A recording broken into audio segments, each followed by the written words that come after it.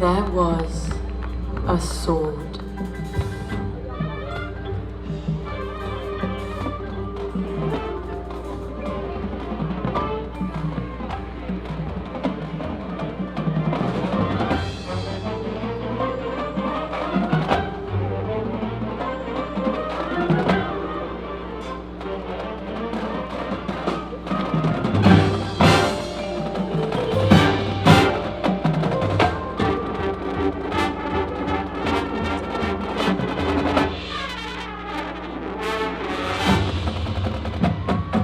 There was a legend.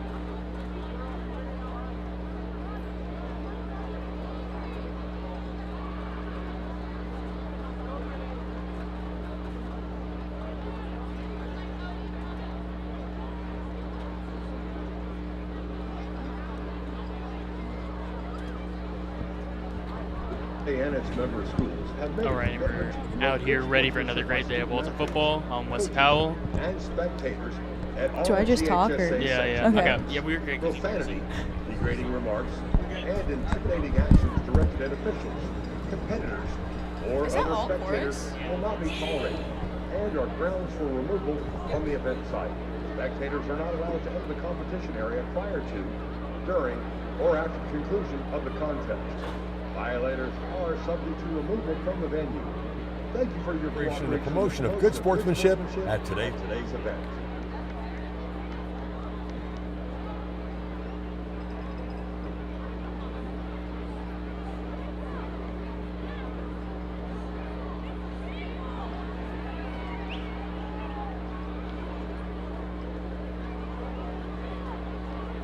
Captains tonight for the visiting Marietta Blue Devils, number 46, Markeith Lennon. Number 50, Eric Ovale.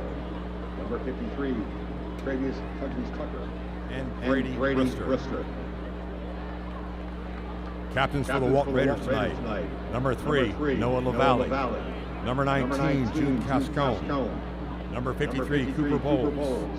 And number 75, Sam Besseling. The captains for your Walton Raiders for homecoming 2025.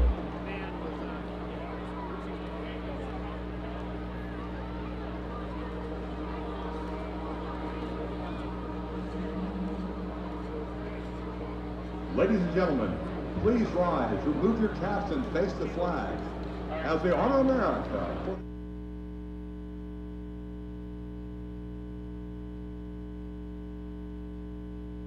Special guest singers from the 8th grade choirs at Dodgen and Dickerson Middle Schools. Take it away.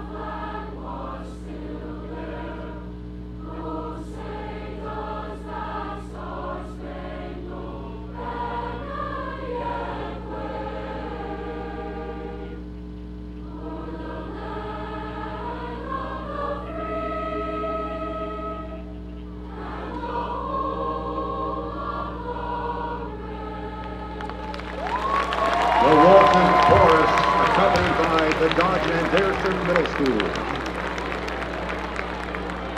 Tonight's press box crew is producer Russ Johnson, scoreboard operator Mark Ingraham, spotter Paul Perbs, and special guest spotter and press box crew member George Wall.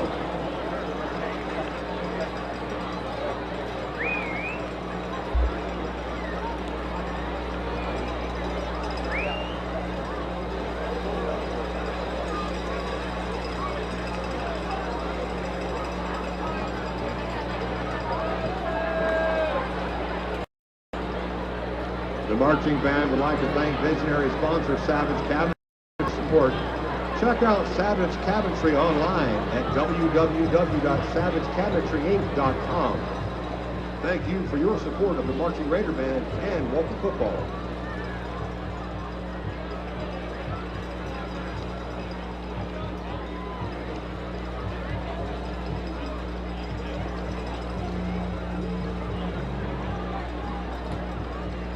Walton Touchdown Club would like to give a huge shout out and thank you to Sidelines Shrill and East College for their generous support of Walton Raider football. Sidelines is providing 2 pregame meals for our student athletes this year, sponsoring tonight's meal right here in Raider Valley, and also sponsoring the coaches meal this season. Thank you, Adam, Bob, and Christian from Sidelines Grill for fueling Raider football. I couldn't go into anything, but, you know, Yeah. they're still great nonetheless. Well, we're here for a great day of Walton football as we have our homecoming football game as we take on Marietta High School Lorelei, it's going to be a great game. Starting off with the big news, MJ Burnett, who has not played since our first game of the season, in which he had 3 interceptions and a fumble recovery and a forced fumble at that. One of the greatest defensive performances that we've seen from a Walton player in a long time. He's missed every game since then. He's back tonight. Lorelei, what kind of impact is he going to have? I think he's going to have a huge impact. We saw last week that our defense had some trouble stopping Wheeler in the red zone, but I think he's going to make a big difference in really preventing those plays that keep the game close, especially against Marietta, which is a big game we really need to win this week. Yeah, his impact was sorely lost. You know, you'd see this is a defensive backup that he was the only returning starter. So losing him, especially so early in the season, you had basically a whole new group of defensive backs out there. Now getting him back, he can use his leadership. He's back and better than ever. And what do you really expect to see out of him tonight? I like the leadership that you were talking about. I really expect to see that because with a young team, it is very hard to really keep a group together. You need someone who's willing to support you but also tell you what you need to fix. And we see that with our young secondary with Mario Dixon and Achilles Brown. They struggled a little bit, but I think they're going to get right back at it with MJ Burnett's return. And he's not the only one that's returning. We also have Todd Haley, the North Georgia baseball commit. He's our starting defensive end. We're also getting star running back Nori Thompson back. That'll be a big one. He had a great game versus Marietta last season. Last season in that game against Marietta, Nori had 84 yards and led the team in rushing over senior Lucas Farrington. I think he's going to be a really important person to come back. He's already had 4 touchdowns this season, and we really missed his plays last week. And this is a new coaching staff for Marietta, not the same team that we saw last season. This new coaching staff coming up from Florida, Coach Duke. He's made an immediate impact. So far the team's been 2-4, but they played a lot of good teams. They got a lot of great players, one of which is star running back Titus Grant. He's going to be #1 out there. He has been electric for Marietta. I spoke to him over the offseason, and he was talking about Coach Duke and the impact that Coach Duke had on the team. And he was talking about how Coach Duke really wanted them to push back to their title roots. And specifically, they were talking about maybe, I don't know if they actually went on it, but at least they were in talks about potentially going to Ecuador as a team to really help the community and really help each other really grow closer to God, grow closer to each other. And that's just the great team building that you want to see from a new coach. I love that. I think building a culture around a team is just so important in how you play and how you act on and off the field. And bonding your team is also very important because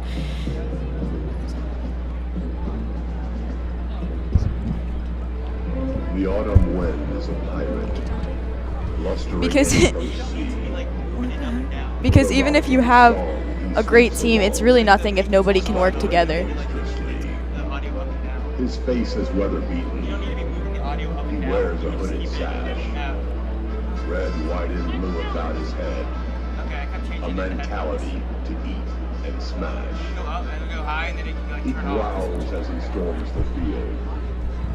All right, Lori. So before you leave, you'd like to get a game day prediction out of you. What is your score prediction? I'm gonna go with 35-26 Raiders.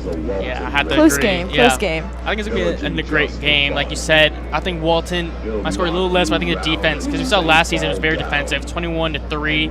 I kind of see more of the same from this season. I'm gonna go 27 for Walton. I'm gonna go 17 for Marietta. I like that. I think this is gonna be a close game, but those are always the fun ones, right? Show you what your team is made of. Exactly. So thank you for Lorelei for joining us. We'll see Sam Visconti coming on. But first, here are your Walton Raiders.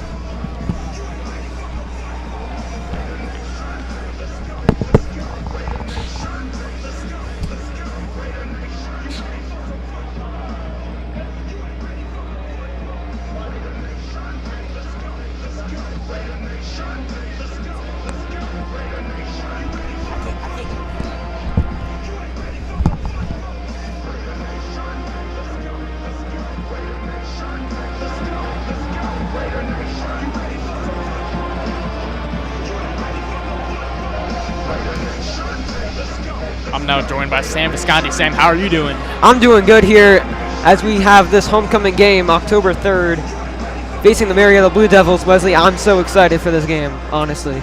Yeah, man, it's been a sad bye week. Now we're back with some Walton Raider football here at the Valley. Our second to last home game of the season. Very sad. I can't wait either. Yeah, especially because we have another home game a week from now here versus Cherokee. Going to be very exciting senior night. And that Cherokee team is very underrated. I can't wait for that one just as much as I can't wait for this one. Sam, I was talking with Lorelai about some of the keys to the game. Obviously, I mentioned MJ coming back. What are some of the things that you've noticed about the team? What are you looking for them tonight? Well, I'm noticing I want to have an improvement of the defense.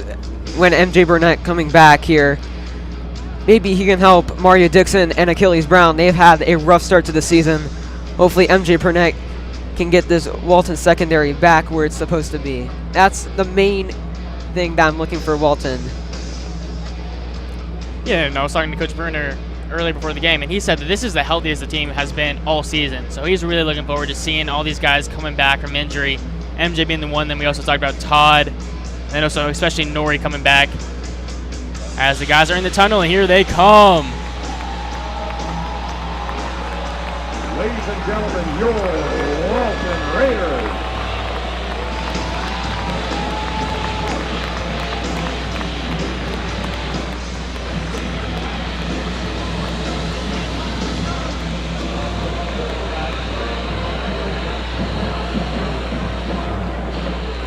So Sam, now the teams have come out. The great Walton Raiders are awaiting Marietta. What does this team need to do to be a really good Marietta team? Well, I think they need to be a little bit more on the passing side of the game. We saw some of that versus Wheeler, but it was mainly switching out the running backs. I think Jordan Peacock can be a really good option here for Christian Peacock. I think he's up for a big game. And those two being brothers, you got Christian, you got Jordan. One of them's always doing something, and it's just so exciting to see, especially them both being young, knowing that they both have high futures here at Walton High School. Sam, you're in the grade with Christian. What have you noticed from him just around school? Well, I haven't seen him much actually around school, but I've noticed he's really liking Walton. I mean, seen him at lunch. He seems happy here. Yeah, I mean, these two just coming in from the North Cobb system, they've really adjusted to this Walton system. Christian has settled in just fine, and then Jordan, as a freshman, leading the team in receiving yards, really making up for an impact, especially on that receiver side of the ball, where we lost a ton of guys, whether it be graduation, the transfer portal. So for him to come in as a freshman and do what he's been doing has been just irreplaceable for Walton. Yeah, especially because Aiden Lapore has been injured so far for the past 6 games. He's really stepping up in place of Aiden Lapore. I have heard, though, that he's close to coming back. I've heard that, too, especially for a guy that tore his ACL. To be coming back so soon is just miraculous. He's making some good progress on that. Now, on the Marietta side of things, they got a great team. We already mentioned Titus Grant. You're also going to see junior starting quarterback Jaden Whiteside. Whiteside, he's a returning starter, only a junior, and he's got tons of potential. Sam, you already mentioned the DBs. What is maybe some of the defensive ends, the linebackers need to do to put some pressure on Whiteside? Well, I think Miracam on Marietta, he's been incredible so far this season. He's had 5 sacks, just a monster of a player, 6'7", and he's got D1 offers. He's a real game changer for them. The Walton offensive line is going to have to find a way how to stop him. And how do you think that we can replicate our own process of getting after the quarterback on the other side of the ball? Well, I think we need to step up. Christian Beard so far had a rough start to the season. Hopefully he can bounce back in this big homecoming game. Oh, and I'd say the opposite. I think Christian Beard has had a stellar start to this season. He's coming as a sophomore. He's competing on a defensive line with seniors, and he's made such a big impact. He's so massive. You can tell when he's on the field, and those are the type of players that you want, because you got so many guys that, you see them and you're like, if you don't necessarily see their jersey number, you're like, is that them? Is that not them? But you see Christian Beard out there, and you're like, oh, that's Christian Beard. Yeah. Now, some of the other guys on the defensive line group that's really going to need to step up. Obviously, we mentioned Todd Haley. He's got 22 tackles on the season. He's coming back from an injury where he's missed 2 games. We've also got a guy who is obviously the star of our defensive line and really just the entire defensive core. That's William Rodell. He's got 16 tackles. Him and Sam Nicholson are really good. And then you also got, obviously, the star linebacker, Noah LaValle. And then one of the biggest surprises for me has been Christian Levette. He's a sophomore out there, the only real sophomore starting in that linebacker or defensive line group. And he's been stellar He's really made his presence known, and that was one of my biggest worries was for next season when we lose Noah LaValle. How was our defensive really going to hold up and tackling-wise? Yeah. But Christian LeVat has really answered that, and I can have confidence in the future of this program. Yeah, I like what he's doing. I also like what another one of our linebackers, Jack Lim, has been doing. He's had some really great tackles, been really clutch for Walton so far this season. He has. Marietta's going to make their way over to their sidelines as they go around the far side of the field. Sam, this is going to be an electric game. I've already asked Lorelai what her prediction is. You've heard mine. What's yours, Sam? Well, I'm thinking this is going to be a very close game. Walton should win this one 24-19. Should be a lot closer than the last homecoming game that we had. And that Etowah game last season, such a great game. Remember that like it was yesterday. So much fun to watch. Just an absolute beatdown of some Eagles. Yeah, the Walton offense really showed up in that game. So here we go, as Walton is finally going to get the opposing team to show up, as we rate the captains to come out, and then we can officially get underway with our 7th game of the season, where we sit 3-3. Marietta sits 2-4. However, they are 2-0 in the region. They finish right now. If they can finish in that top 4, that'll be a great result for them after missing the playoffs last season for the first time since 2016. Walton, on the other hand, has made the playoffs every year since Coach Bruner has taken over the program. They're looking to continue that streak, as obviously they sit in 3rd right now. A really big game in terms of playoffs and seeding. We got to come out on top. Yeah, this game is pretty important here because Marietta, they are contending for a playoff spot. Going around the 3-4 seed, that's what they're looking at. It all really depends on the last game of the season versus North Paulding. I'll make sure to update you on X about that game. That's great, and Marietta's getting hyped over there. We see some of the guys warming up for Walton. That's Gabriel Waters, the young freshman star. We saw a lot of him last week. We also saw a lot of JFC. One of the things that last week we saw a lot of was without Nori, we saw the other running backs really getting some shine, and they really showed up. BC was absolutely incredible. Christian Javoa, absolutely insane. He scores first varsity touchdown. And now as these guys are really getting their more experience, now you can put a little bit less pressure on Nori, who has really been the dominant workhorse back all season. So now when we get into these later season games, it obviously becomes easier for the offense to gel. Even after that Wheeler game, I still think Noriega Thompson's going to get the same amount of carries he's had. He's been incredible over the games he's played. I don't think he will lose carries after that Wheeler game. Well, I'm not saying he's going to lose carries, but one of the things that has always been a staple of a Coach Bruner offense is Coach Bruner loves a 2 running back system. When we went to state, it was Makari Bodiford and Austin Williams. Then last season you saw it with Lucas Farrington and Nori. This season it's been a lot of Nori. We haven't seen a lot of 2 system back. But this season I really want to see, especially tonight, I want to see more. I'm seeing 2 backs out there, especially now that we know what we have in these other backs. Where really earlier in the season we didn't know what we had in the backs. Yeah, especially I think Javette Vesey can make a contention for that second running back spot. Even had a passing touchdown to C.J. Jordan in that Wheeler game. I was really impressed by that one. Yeah, speaking of passing, it's now official. We've lost our backup quarterback, Pearson Gdala, who has transferred to Roswell High School. So it is now Christian Peacocktown, as we only got him and our freshman quarterback. As here are the captains for Marietta. You see him far side. Walton getting ready. They've been out here for quite a minute now after the choir and the band performances that were spectacular. Yeah, I mean, I love their performances. I especially like the lighting around the tubas. Now I really like that one. Yeah, that was beautiful. And then when they went in the shape of the W for the Walton, I mean, that was incredible. That's the beautiful skyline here over Raider Valley. It's a beautiful Friday night, and we're under the lights. Can't get much better than this on a Friday night, Sam. Yeah, I know. This is a sight to see. Absolutely, Sam. So, Sam, so far, you've called a couple games now. You're really gelling. We're both gelling together. There's been so much fun to call these games with you. What has been some of your favorite moments of the season so far? My favorite moments this season, I mean, just commentating the first time. It's been incredible experience so far. I'm really learning a lot about high school football. I'm really enjoying it. Yeah, I've been enjoying calling it with you, Sam. But do you have like a favorite moment so far in any of these games? Well, I mean, like, just like that fourth quarter of that Roswell game, that was intense. I mean, Walton getting that comeback, that's a special moment.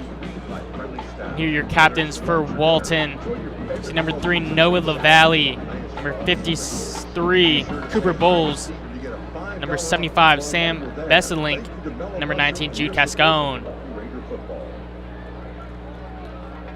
Sam, I have to say, after the announcement happens, man, it has been such a fun and such a pleasure to be calling these games with you. And we're going to get to see that again next season.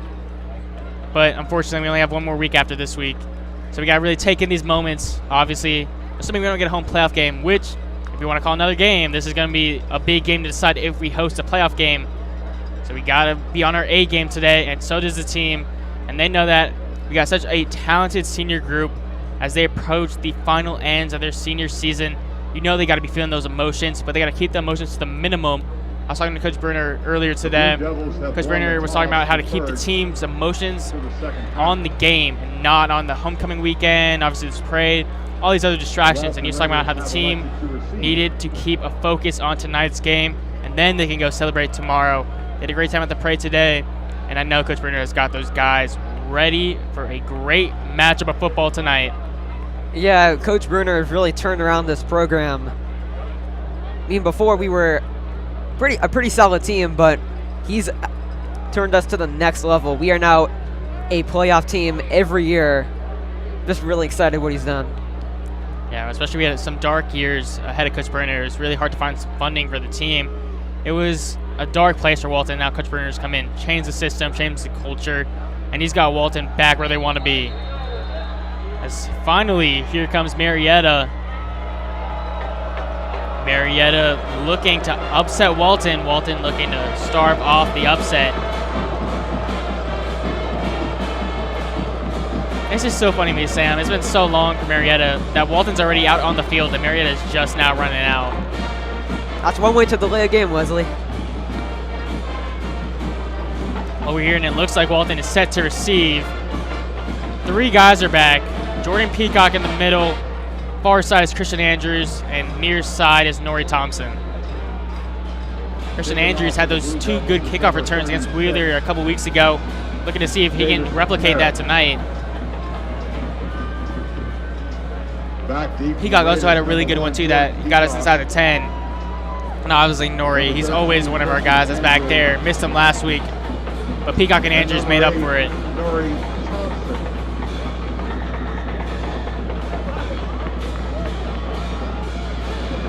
So here we go, Walton in blue, Marietta in white.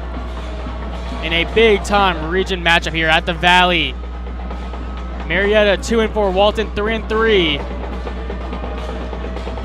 And will be an exciting matchup, Sam. I'm excited for it, Wesley. Good, man. I am too, and I'm hoping everyone who's watching this is. Davis Parrott, the senior kicker for Marietta, set to kick off. And Sam, we are underway. That kick's gonna go out back of the end zone, and Walton will take over at the 25-yard line. Davis Parrott's kickoff goes through the end zone for a touchback. Sam, we're gonna get our first look at Christian Peacock, Jordan Peacock, Nori Thompson and company. What are you looking for in this first drive? Well, I'm hoping for a really solid first drive, just trying to see if Christian Peacock can get a rhythm with his teammates. Just hopefully, I'm hoping for a nice drive, Wesley. And here's Christian Peacock. He's got Nori Thompson back in the backfield after missing last game.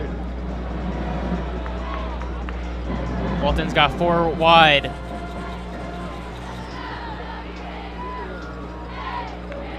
Here's a snap. Peacock gonna keep it himself. He's past the 20, past 25, and out at the 30. Close to the first down marker. And they're gonna give it to him. They're gonna mark him at the 31. No, it's really hard to stop the option if both the quarterback and the running back are super fast. And that play just proved it right there. Exactly.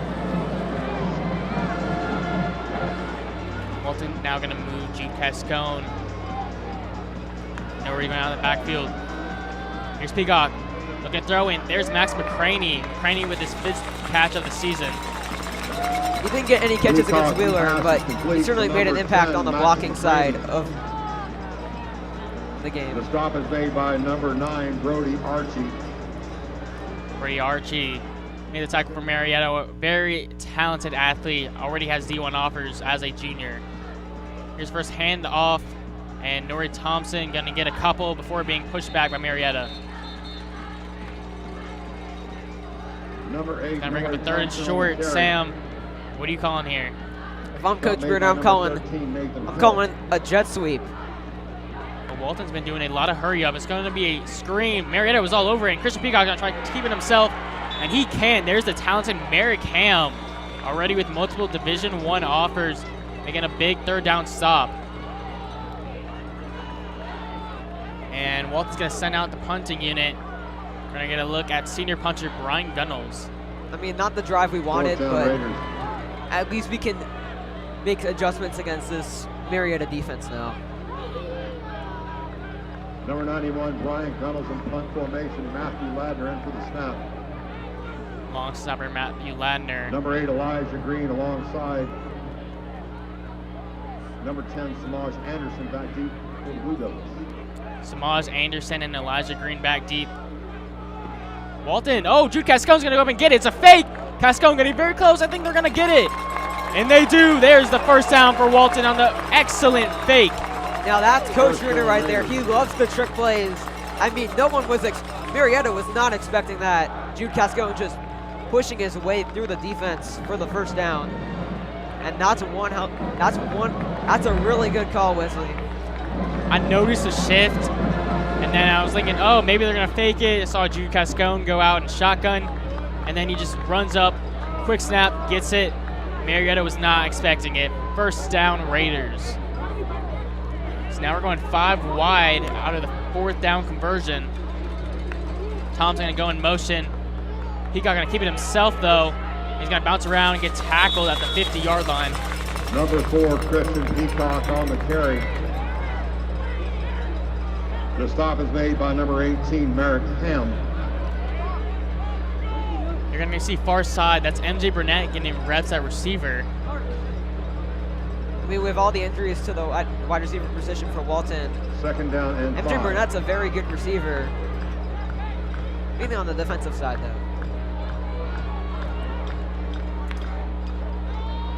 Here's Peacock going to find his brother, and his brother's met at the line of scrimmage. It's going to depend on the marking. First met by Max Turner. I mean, Turner got there very quickly, making a quick tackle. The stop is made by number 20, there, Max but Turner. he will get First down. I'll call it. Going back to MJ, he played wide receiver when he played on the freshman and the JV team his freshman year. It's been mainly on the defensive side since then. Again, reps a receiver now. Peacock looking to unload. His brother beat the DB in coverage. That's a beautiful throw. And incomplete. What a play from the defensive back. You know, Wesley, that play reminded me of the Pope scrimmage where Christian Peacock threw like a 50-yard pass to his brother. That reminded me exactly of it here on the replay. Yeah, that was Caleb Graham in coverage. Made an incredible play. A very nice coverage from him.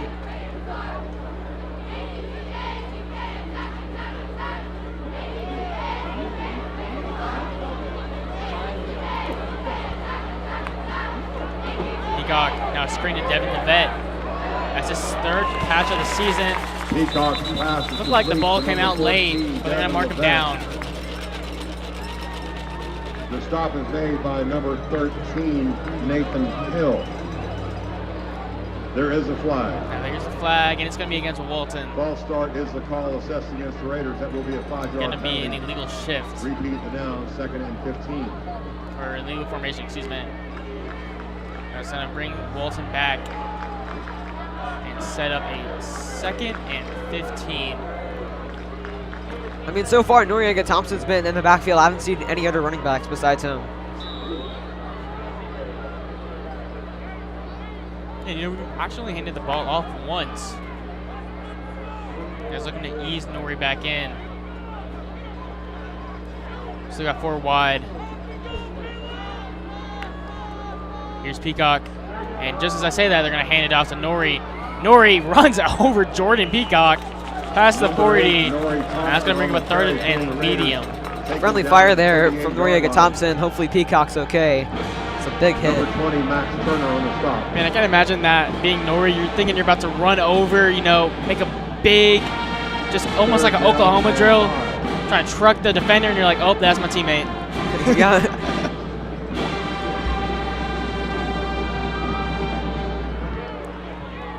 Here's a 3rd down from Walton.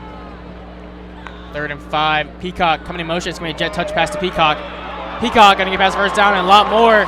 Finally brought down inside the Rohan Law red zone. There's red zone there. Yeah, Jordan Peacock, he's very fast, and he just escaped most of the defenders, getting the 1st down in the Rohan Law red zone. As you're mentioning there, VC coming in for the first time tonight. So here's that little running back duo, 2-back system that we haven't seen much of all season. Jay Burnett's coming back out. And for him is CJ Jordan, who got 2 touchdown passes last game. Peacock going to hand it off to VC. He's going to get a couple in his minute by multiple Marietta defenders. On the carry for the Raiders. Now Nori's going back in. So was MJ Burnett. Alec Huff.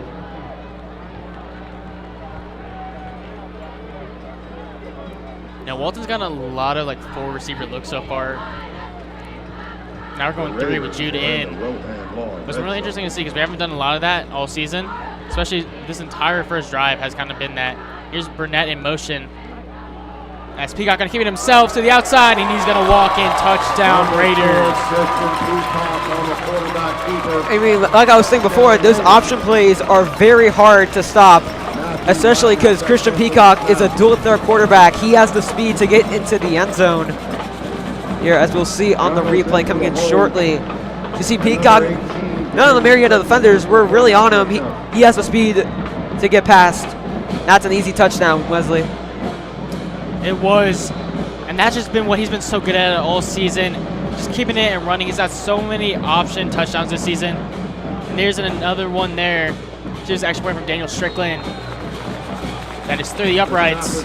And Walton, after initially getting stopped in their own half, risk it on the fake punt, get it, and now go down and score a touchdown on the opening drive. I mean, those are the calls that you have to make as a head coach. I mean, we wouldn't have had that touchdown if it weren't for that bold fake punt. That's the spirit I like to see from Coach Bruner. I think what was very interesting about it is obviously it's the first drive of the game. You're inside your own territory. So, like, just the risk in that, going for it, but then the risk reward is we get it, we go down and score a touchdown. I always love it. Cooper Bowles, offensive lineman, always does this celebration with either Nori, I've seen it, and he's done it with Christian Peacock a couple times, where he pushes him up. I just love to see that. I love it, especially from an offensive lineman with your quarterback and your running back, showing the connection between them. Yeah, you need that if you want to have a good team. Yeah, Bowles is actually my church leader at St. Anne's. Nice. It's been a short kick. Going to be a little bobbled, but initially caught down, and Mario Dixon doing a good job on the tackle as Martavius Ross returns it for a couple. Nice tackle there from Dixon. He's had a rough start to the season. Hopefully he can bounce back now with a little more veteran option and MJ Burnett guiding him. All right, and you see MJ out there. Going to be good to get him back. Also seeing out there is Tabi Ambimbola. You know, Achilles has been kind of in and out with his injury. So Tommy out there for right now. Tommy, another sophomore. This defensive back group, I must say, has a ton of sophomores. You have Tommy, you have Achilles Brown, then you have Mario Dixon. Just a lot of sophomores in this defensive back room. Here we go. Here's Whiteside in at quarterback. They're going to send Samaj Anderson in motion.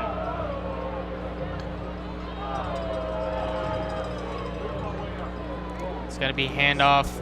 Adams to the outside. Adams, he got a hole, a lot of room, and is dragged out of bounds by Todd Haley after picking up a first down. Jordan Adams, the ball carrier. Now Jonathan Adams here, he's been the main rushing attack. He's averaging 6.7 yards per carry for this Marietta team. He's going to snap it quick.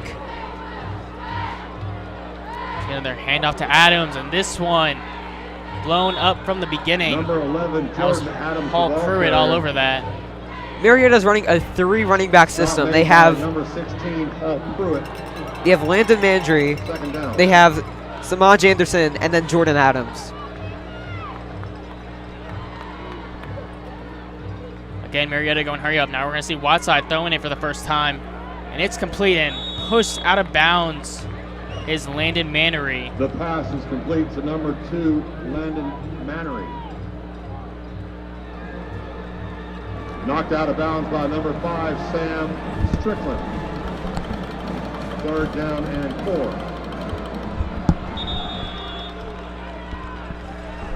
We have a timeout. There is a flag. Or a flag, sorry.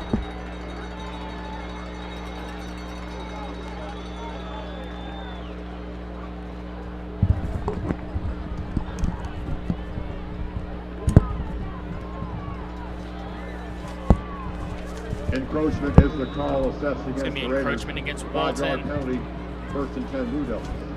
1st and 10 for Marietta. Whiteside going to look to pass, and he's going to complete his pass, and Sam Strickland pushes Brody Archie out of bounds. The pass is complete to number 9, Brody Archie. Taken out of bounds by number 5, Sam Strickland. Strickland, the senior, been a good addition to this defensive back room after being the backup last season. Here's the handoff. And Mannery with a good Number carry. 2, Landon Mannery on the Gonna carry pick up for a the first. Blue Devils. The stop is made by Now we're going to get our number first 31, look Achilles tonight Brown. at Titus Grant, who's in the backfield. He First leads the and team in 10 rushing. Marietta. It's a low snap, and he gives it Grant, and Walton is all around him, being met by an ocean of Titus blue. Grant, the ball carrier. Stop made by number 16, Great stop there for Walton. Alongside number 33. Now they got to make the adjustments on this Marietta offense. We just got to see how they're going to react. Whiteside getting the play call from the sideline.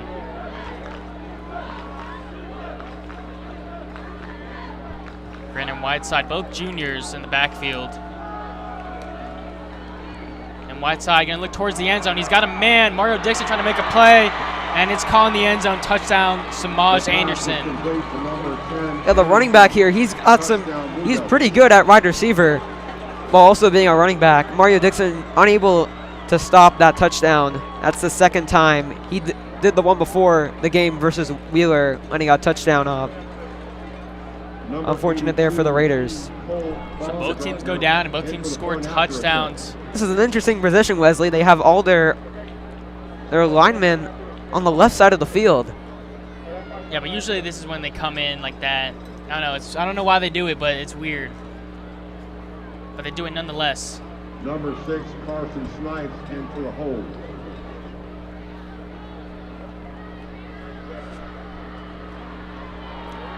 Here's the extra point. It is up, and it is good. Attempt is good. From Cole Narter. And Wesley, I feel like Walton, they need to make the proper adjustments on the defensive side. That drive wasn't so good for the defense. Hopefully the offense can bounce back in a big way. Yeah, and you have to. There's going to be a dogfight. These are two great teams. And we've noticed it on these two drives. I was talking pregame. Last season's game, very low scoring, 21-3. And now both teams this year go down and score on their opening drives. We might be in for a treat, as these two offenses might be on pace for an electric night if they can keep up this type of production.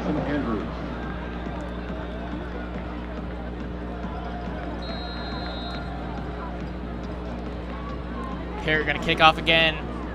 Same 3 are back for Walton. Andrews, Peacock, and Thompson. So far, our returning's been very good, especially in that Wheeler game. We saw a lot of Christian Andrews and Jordan Peacock going out for big runs. We'll see how this one goes. Here's the kickoff from Marietta. And Harrod is 2 for 2 out of the back of the end zone.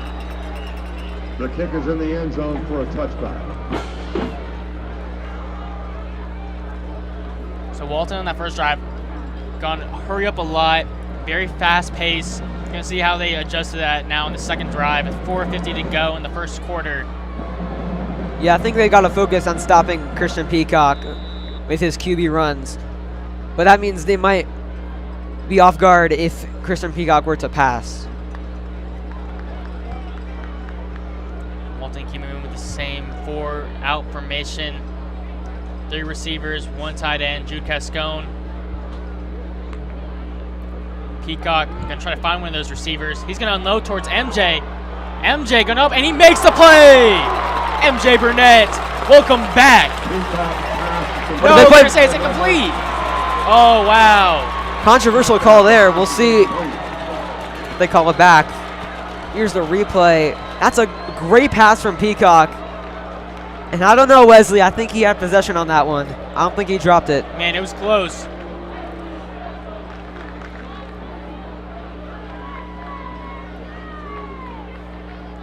Yeah, I don't know about that one, Sam. He's going to set up a 2nd and 10, however.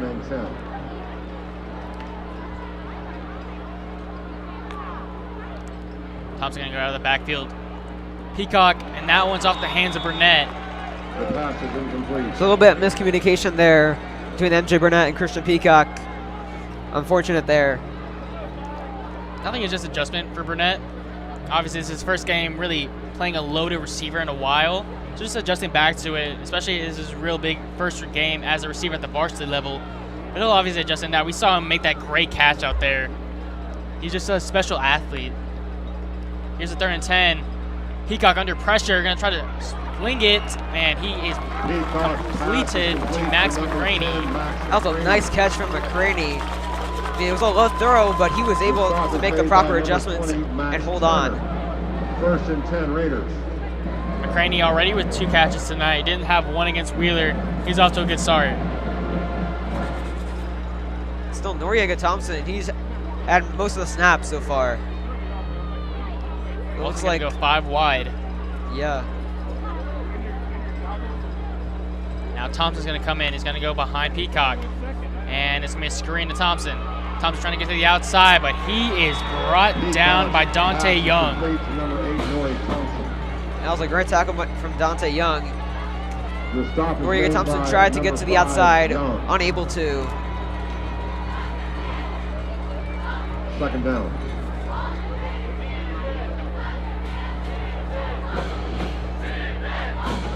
He's going to bring up a 2nd and 14 for Walton.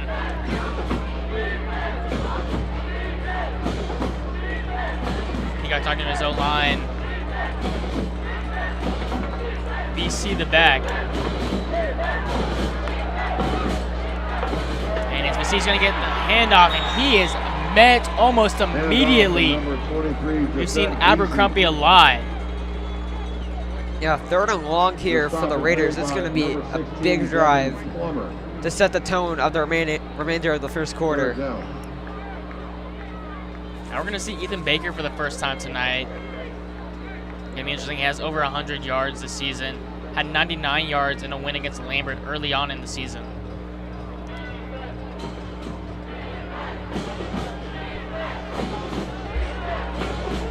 Third and long from Walton. Going to be a handoff to Nori Thompson. Thompson with some space. He's going to get it live, but not enough. Thompson, the ball carrier. Brought down by Jameen Solomon. Yeah, the punt team's coming out. That was a good run from Noriega Thompson, but just unable to get that first down that they desperately needed here in the replay. Make a nice move, but number 2, Landon Mandry, all over him.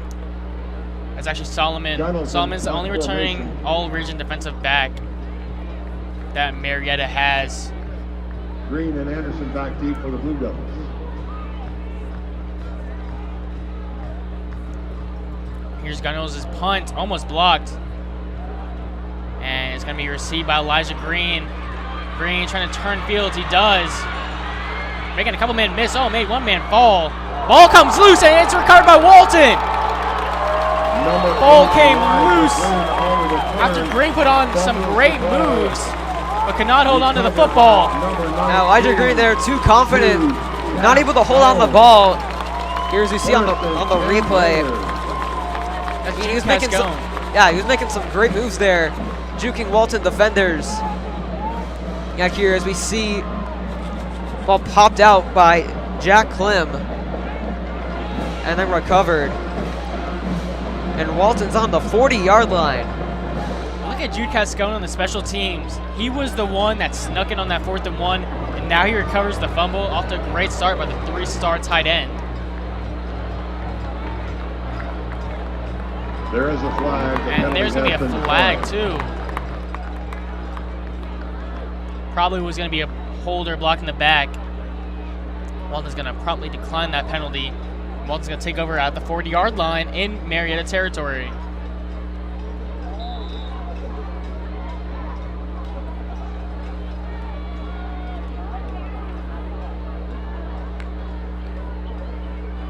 Peacock going to go for it all again. Almost got it on the first time. Looking for his brother. A lot of PI. Incomplete. And there's the flag. Yep, that was definitely a PI there. Peacock, he almost caught it after that PI, but... The coverage is on number 2, Jermaine Solomon. And that is Jermaine Solomon there on the contest. And most likely the PI, and yep. The call is interference against Marietta. So Walton's run that exact route now twice. One time it worked for us, one time it worked for Marietta. This time it's in our favor. We're going to move the ball now to the 25-yard line. A very good position here after that fumble.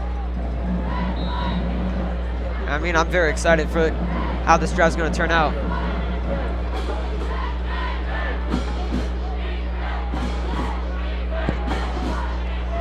Thompson standing directly behind Peacock, going to get the carry, going to get past 20, and he is tackled at about the 18-yard line.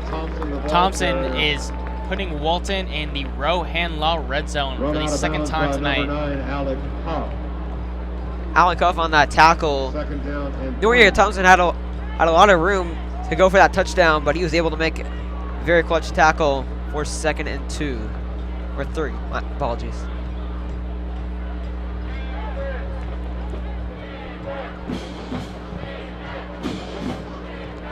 Your running man is VC.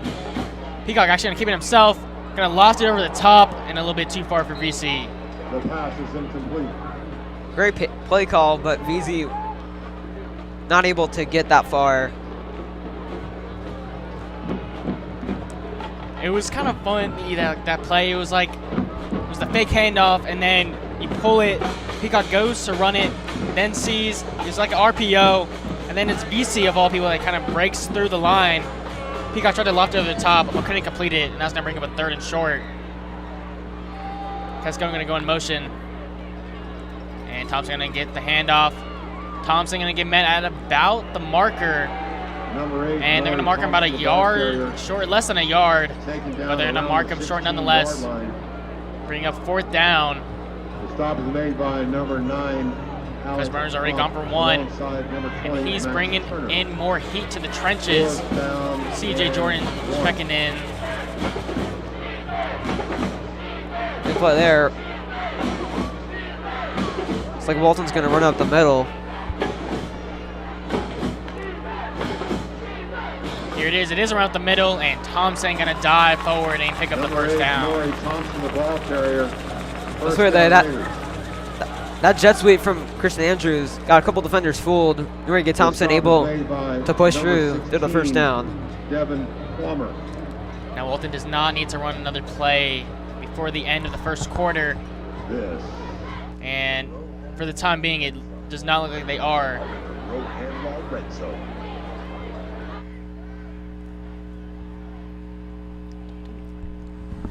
Talk to the audio guy. The audio keeps like going in and out. And that will end the first quarter, tied 7-7 here. As I have the scores from around the state here. Richmond Hill up 10-0 versus Camden County in the first quarter. Duluth already up 27-7 over Berkmar. North Gwinnett up 13-0 over Peachtree Ridge. Both of those teams are 5-1. Etowah ahead of North Paulding 14-0. North Paulding is our biggest threat to our home playoff spot. They were down 14-0 in the first quarter to North Paulding. And then finally East Coweta up 10-7 over Douglas County. That would be a massive upset if East Coweta goes into Douglas County and defeats the Tigers. That Tigers team is so loaded. And East Coweta, man, that would be the upset of the season if they can pull that off. And even Etowah, too. They were up 14-0 over North Paulding. That's our biggest contender to a home playoff game, which we really want. During this break, we'd like to thank our wonderful sponsors, the Gott family, Rohan Law, your best friend on your worst day, and Teach Out Power Yoga. And we love our sponsors. They help support our broadcast here. We wouldn't be doing this without them. Absolutely. Appreciate the Gott family joining in. Charlie Gott, one of our wonderful members here. He's not here tonight, I believe.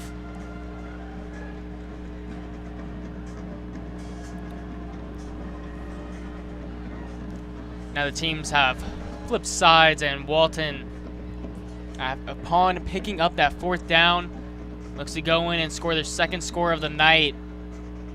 This has been very interesting so far, Sam. Both teams have had possessions. Both teams have scored on both their possessions. They've been very different, though. Marietta is very quick, scored quickly, while Walton has been more long, methodical drive that has ended in touchdowns. I mean, that could be good. Just trying to waste the clock, trying to get a score before halftime. Here's a 5-ride look with Thompson going in motion. However, Peacock going to look to Jude Cascone. Cascone going to run someone over and touchdown Jude Cascone. That's his second of the season. Cascone there running over number 3, Caleb Graham, for the score. Here on the replay, Peacock, he's wide open, and then bang! Big hit for the score. Talk about Cascone's impact so far. You have the fumble recovery, the fourth down where he snuck in and got it, and now he's got a touchdown. And the extra point from Strickland is good, and Walton leads 14-7. So Sam, so far on these Walton drives, what we've seen through 2 drives is 3 fourth down conversions, if you will, if you count the fumble recovery on the punt. What is Marietta going to have to do? Because they've stopped them on 3 downs, but they can't seem to stop us on 4 downs in order to stop us and take over the game. Yeah, I think they just need to take a breath, focus on their weak points, and try to isolate the run game, as we've seen Noriega Thompson go off for several pretty solid runs. And this Walton defense also, they need to find a way to stop them, especially on the secondary.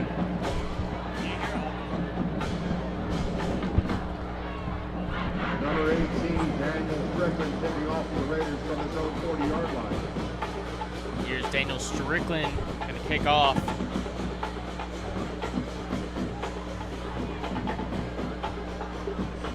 Walton leads Marietta 14-7.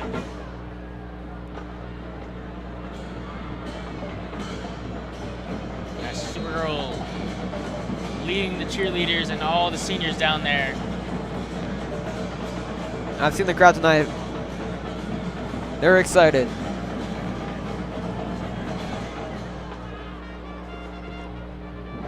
It's a good kickoff, fumbled, and eventually going to be picked up and brought on a good return.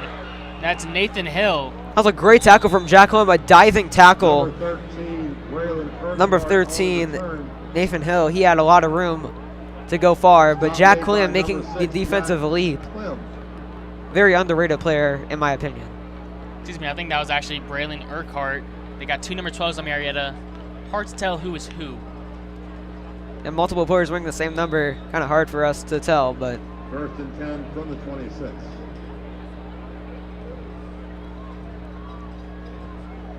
I've got to just say, from the eye test, number 77 on Marietta, Bryce Brown, tackle, is an absolute unit. Here's going to be a trick play. But Adams is going to keep it himself.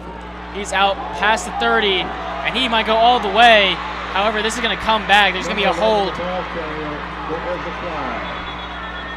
So unfortunate, this is going to come all the way back. MJ Burnett was definitely getting pulled. Yeah, that was a big run, but that's definitely a hold, Wesley, if I've ever seen one. I mean, MJ was just reaching over to go tackle him, and the guy that was blocking him just would not let go. That's textbook holding. Holding is the call against the Blue Devils. The Marietta fans realizing it, not happy. That could have been the biggest scoring opportunity. Instead, they're all the way back at the 20, I believe. It's going to be actually going to bring them to the 32. Pardon me, 34.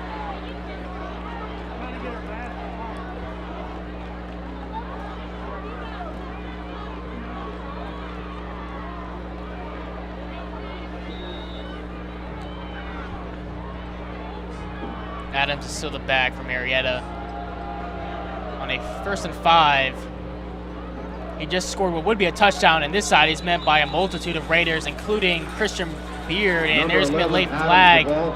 Unfortunately, I think this is going to be unnecessary roughness against Walton. That was a great way to stop the run, but unnecessary roughness, Wesley. That's a tough break for this Walton defense.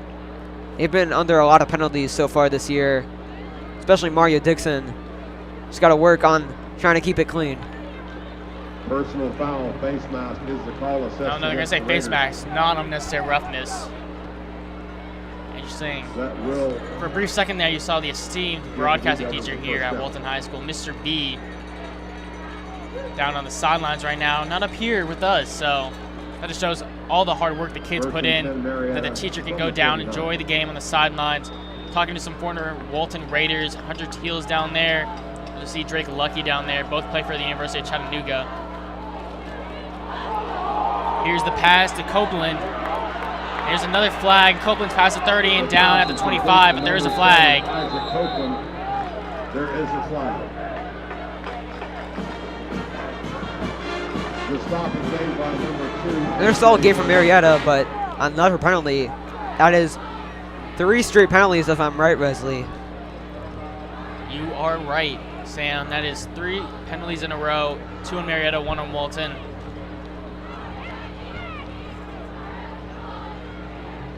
That's going to back Marietta up.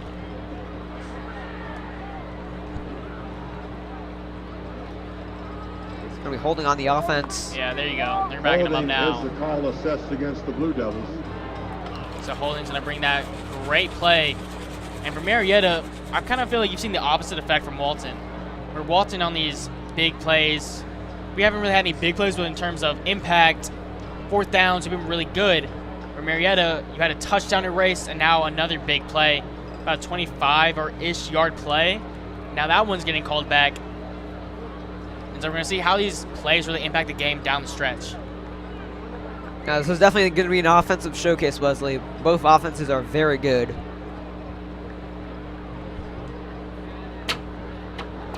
That is a 10-yard penalty. Going to bring up a 1st and 20 for the Marietta. 39.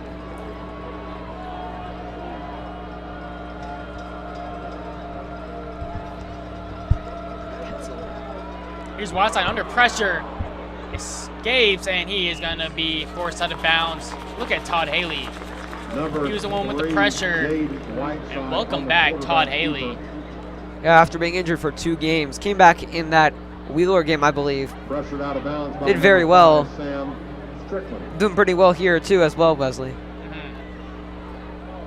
Second down. Lost about a yard on that. Here's a screenplay.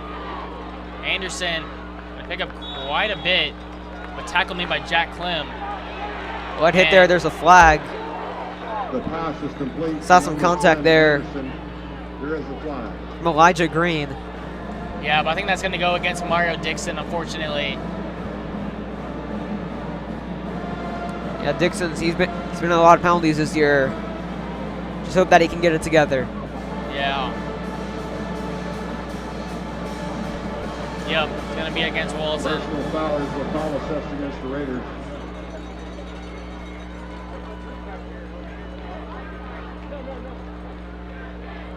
So with that, that's going to be a first down pickup for Marietta. It's also going to push Marietta into Walton territory. And they're going to set up at the 41-yard line.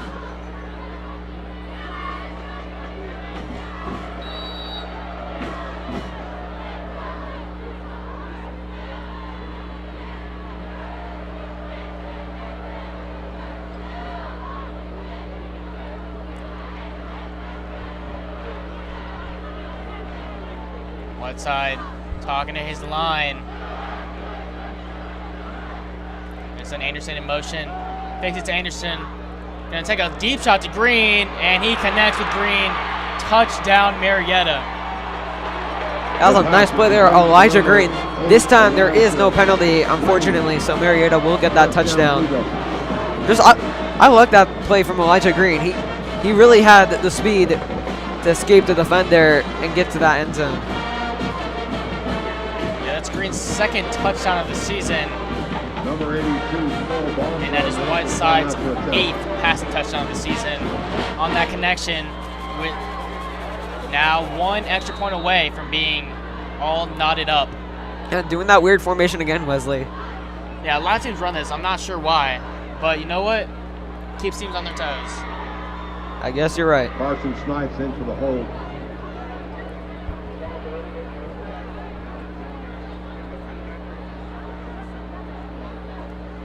Here's the extra point. And it is good, and we're all squared up after the extra point from what we got to there. We're tied at 14. The Walton Touchdown Club would like to welcome back to Raider Valley for Homecoming 2025 former football player Bryce Gordon, current student at Auburn University. Bryce Gordon, welcome back to Raider Valley. So Sam, now we're seeing 2 drives from each team. Both teams scored on both drives. And yes, Sam, we might have a thriller on our hands. Yeah, a much better homecoming game than last year. Just though it was a blowout last year, I believe it was 42-10. This one's going to be an offensive showcase, and I always love when there's a lot of points on the board, Wesley. Oh man, I do too, Sam. I just cannot wait to see how this one boils out. As we're looking for yet another kickoff. We're seeing a lot of them. Parrott so far 2 for 2 on out of the back of the end zone. Let's see how he does on this one.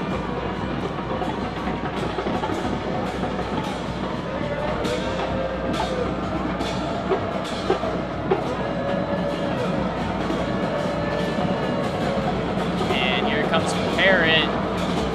And it's another good one. And it's going to go out of the back of the end zone. He's 3 for 3. Parrott's kicking in the end zone for a touchback. So now that we've really seen the offense on 2 drives, what have you seen so far, and what do you expect on this drive? Well, I've seen a lot of Noriega Thompson, especially they've done a couple plays with Javette Veazey, but they're not really easing him in. They're putting him right on. And I also think I like those long throws from Christian Peacock to his brother Jordan Peacock, 2 of them, but unfortunately incomplete in both of them. I want to see more of that. And you also had the long one, MJ Burnett, which maybe was a catch, maybe wasn't. But you're right, even though we haven't really had a deep pass that's worked tonight, we've been very close on a couple, and we're just one big play away from that working. And if that works, it will be a beautiful sight. And here is Peacock looking to pass. Going to have to roll out under pressure, and he's just going to toss this one away. Ham all over him. Now, like you said, multiple D1 offers for Ham. He's really been a very good player for this Marietta defense. One of those star players, actually. He already has 5 sacks this season, and he was eyeing his 6th. Yeah, he's on pace for at least 8 or 9 sacks. Incredible stuff. That brings up a Raider 2nd and 10. Peacock gonna pitch it to Thompson. Oh my goodness, he was leveled. Number 8, Nori Thompson, the ball carrier. Thank God he is okay. Stop made that looked like a very bad hit Both defenders coming on both sides. He essentially got sandwiched between the two defenders. Yeah, that's a hard place to get out, Wesley. Yeah, thankfully he is okay.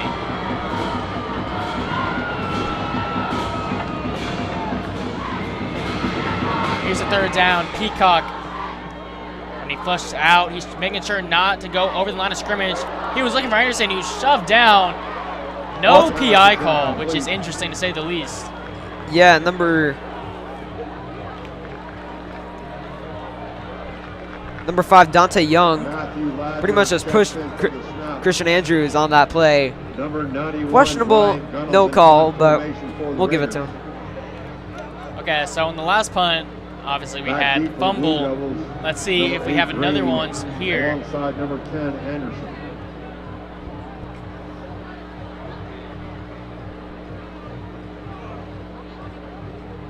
Gunnels, the punter, standing at the 8-yard line.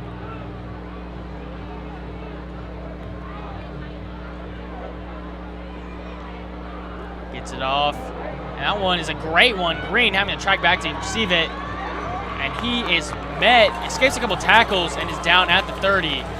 Brian Gunnels there with a, about to say 50-yard punt. Very nice. As Marietta are in their own territory. Number 20, Tate Adams. Tate Adams making the tackle. 1st and 10, Blue Devils. So that brings up a 1st and 10 for Marietta. They went down and scored on their first 2 drives. We did as well. We got stopped on the 3rd drive. So the way the game is going, we're going to stop them here. Sam, I know you're looking at some of the scores around the state. What are those looking like? Well, Richmond Hill up 17-0 over Camden County. Duluth up 40-7 in the 2nd quarter over Berkmar. And we also have Mill Creek down 3-0 to Decula. Then North Gwinnett 20-7 over Peachtree Ridge. And then finally, Edgewood-Stowe 14-7 over North Paulding. That would be a huge region upset if that happens. Snap hits the ground. Whiteside hands it off to Titus Grant. And he is met in the backfield. Who else but Jack Clem? Yeah, Clem, very underrated part of this defense. He's really leading them along with Noah LaValle.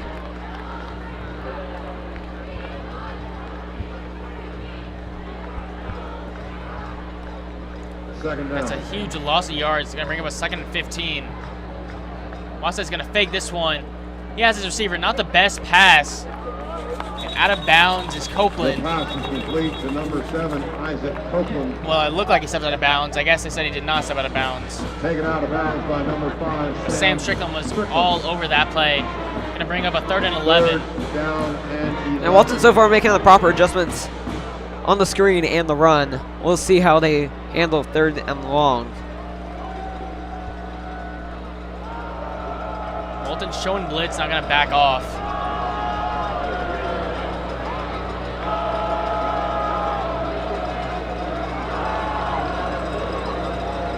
Linebacker's going to creep over. Walton bringing a lot of pressure. Good pickup and good completion to Elijah Green, but there is a flag. It was a great catch from Elijah Green. He's been incredible so far. And the main carrier of their offense, but that will be on Marietta.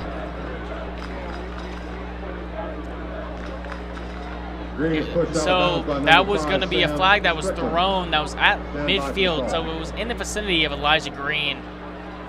He might have pushed off, which might be the call, and it does look that way as Marietta is backing up.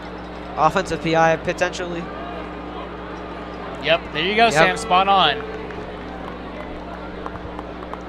So offensive PI against Green, going to back him up. Against Marietta. Sets up a 3rd and long.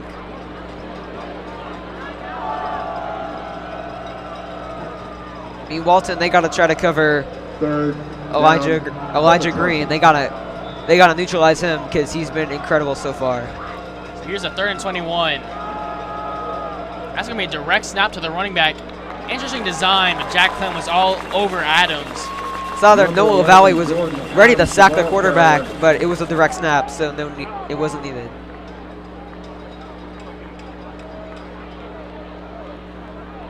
The stop is made by number 3. Now we're going to see Parrott punt the ball for the first time. I'm seeing him have some great kickoffs tonight. Back deep is Mario Dixon, and he's standing at about the 39-ish yard line. Preston Davis Parrott in punt formation for the Blue Devils. Parrott has a high one, short one. Gonna bounce at the 48, get a good Marietta bounce.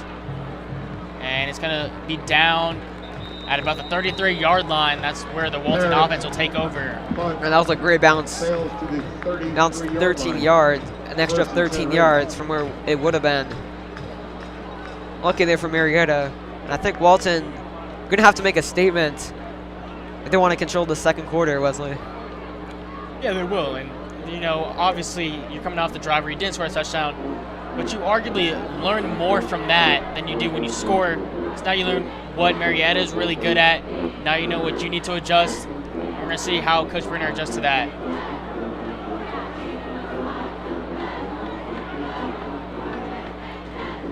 He got under center the first time tonight. Hands the ball off to Thompson. Thompson to the outside, got a lot of room. And he's down at midfield, out of bounds. Oh, I like Noriega Thompson. His progression so far from last year, where he was just a backup, to this year, it's been incredible to see. Thompson doing a great job. He's really just stayed with the program. He started off as a third string, obviously freshman, and now he's worked his way up. Now he's a starting back. As here's Waters, he's the freshman. He's going to get the carry. Excuse me, that's Chavoa, sophomore. Number 22, Christian Govea, the ball carrier. The stop is And made Walton's by still rotating number those 3, running backs after that Wheeler game. But it's mainly Javette Veazey here as the backup. Second down and 4. Here you go, Peacock looking to unload and almost intercepted. He was looking for Jude Cascone. Pass is incomplete. Almost picked off from Brody Archie. Yeah, Alec Huff there, almost getting that interception. The first of the year for him, I believe. Force 3rd and 4. Third down and 4. And I was talking about it earlier, Archie, just a uber talented player. He read that ball with his eyes. Cascone slipped in behind him in the zone. But Archie had other ideas. He knew Cascone was back there and he tried to make a great play and almost did. Peacock gonna hand it off. Thompson with a whole lot of room. Thompson, pass 25, and he's inside the Rohan Law red zone. Number 8, Nori Thompson. Noriega Thompson there. No one really covering to the left. By number 2, Solomon. There, Jordan Peacock making a pretty nice block there. Red zone. And we are in the Rohan Law red zone. Thompson a little wobbly on his way to the sideline. First and 10 from the 17. Not a good sign for Walton. But here's VC, gonna get a carry, and he exploded now inside the 5. And they might stick with VZ here. Noriega, oh no, he's coming back here. Noriega Thompson is back in the game. Number 2, Solomon. First Never mind, I take that back. Raiders. I think he gave it a test and was like, this is not the time to come back. Yeah, let Javette VZ have a couple snaps. Just take a rest. Exactly. Peacock under center. Gonna hand it off. And VC met at the 6-yard line. That's Archie. Almost had the interception a couple plays ago. Here's Govea coming back into the game. Stop made by number 9. You're at running back. Alec Crump. On second goal, I'm expecting an RPO, honestly. I think Ethan Baker, he hasn't been utilized that much besides the Lambert game. I'd like to see him get more catches and targets. Here's Govea. Gonna get the carry and try to make a couple men miss, but he can't, and he's met at the line of scrimmage. Hand off to number Now here's 22, Nori coming back into the game. Govea. Tough position here. 5 minutes left in the second quarter for Walton.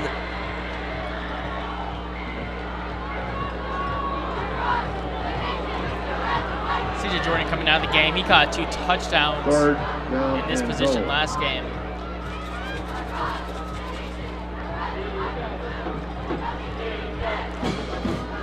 Peacock got a shotgun on the first time of this set of downs. They send Thompson out. Looking towards the end zone. Ham coming in. He strips Peacock and the ball is loose, and I believe Marietta falls on it. No, they don't. Christian Peacock. Oh, boy. Christian Peacock just saved Walton. Yeah, I mean, I saw Drew Cascone open on the left side, but Peacock didn't see him. Thank God he saved that. Ooh, praise the Lord. Punt team, or sorry, the kicking team, still not on. They're going to go for it. Yeah, this is interesting. 4th and goal at the 24-yard line, but nope. I think that's going to be Marietta who calls timeout. Yeah. It is. Timeout on the field. Maybe they weren't expecting it. Head coach Cameron Duke. So that was a big play, and who else to make it but Merrick Ham in his 6th sack of the season and forcing that fumble. Sam, I know you got your eye on that North Paulding score. Yeah, North Paulding still down 14-7 to Etowah in the 2nd quarter. Another big in Douglas County, big bounce back. They were down 10-3, now up 28-10 over East Coweta. Another big game, Buford demolishing Collins Hill 17-0. The number 2 ranked team in the state. And finally, South Cobb beating Campbell 7-6. I actually went to Buford Collins Hill last year when these two teams played. Collins Hill was up at the half. Then Buford in the second half just flipped a switch and just absolutely dominated from there. Because that's the kind of team that they are. They just have so many weapons that on the flip of a dime, they can just turn it up another notch. And no other team in the state can compare to that type of talent other than maybe Grayson. Yeah, Buford, they've been a really good program for years. Just have a lot of money down there. Now Walton's going to send out the kicking team, Daniel Strickland, to attempt the 41-yarder. He's made it from longer. We'll see how this one goes. Gunnels into the hole. Daniel Strickland in to attempt a 41-yard field goal. Here it is, high snap. The kick looks like it's going left. It is, and it is no good. I think I saw a hand on that ball. Yeah, unfortunate there for Daniel Strickland. Remaining in the first half, we're tied at 14. An unfortunate end to that drive for Walton. 3rd and goal at the 5, but just that fumble there from Peacock cost them big. Yeah, I wouldn't even really call that on Peacock. He was looking to throw. It was just a great play from the defender. And now Marietta is going to take over at the 20-yard line.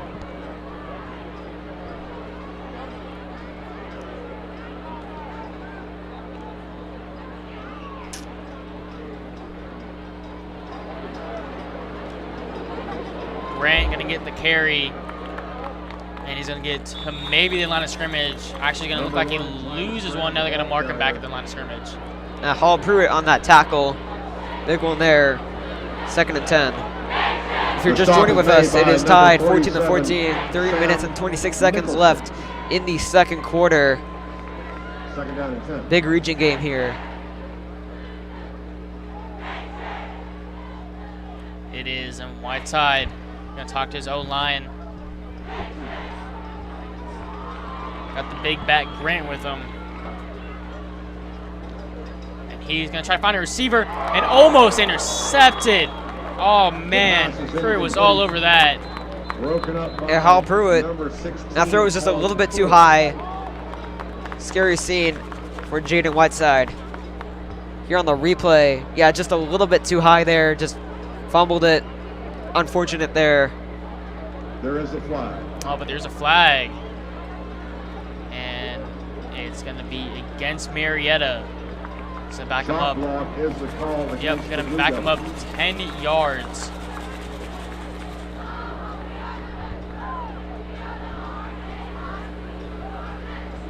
Now a 2nd and 20 for Marietta at their own 10-yard line. Got to be very careful with what they do.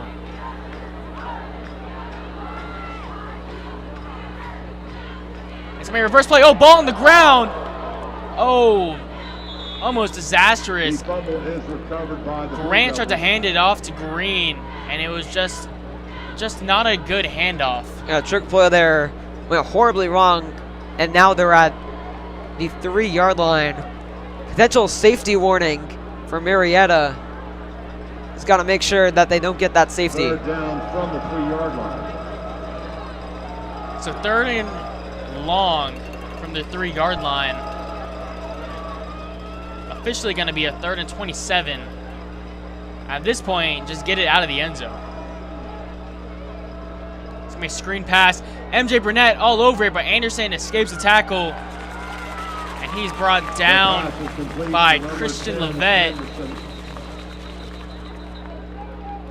and Noah LaValle. LaValle came into the game with 88 tackles, one of the top marks in the state. Walton takes a timeout here. Smart decision with 2:11 left in the half. Especially barring the punt, we could get some great field position here, Sam. Yeah, especially pinned down throughout the 7-yard line. If the punt is bad, we get it in their territory.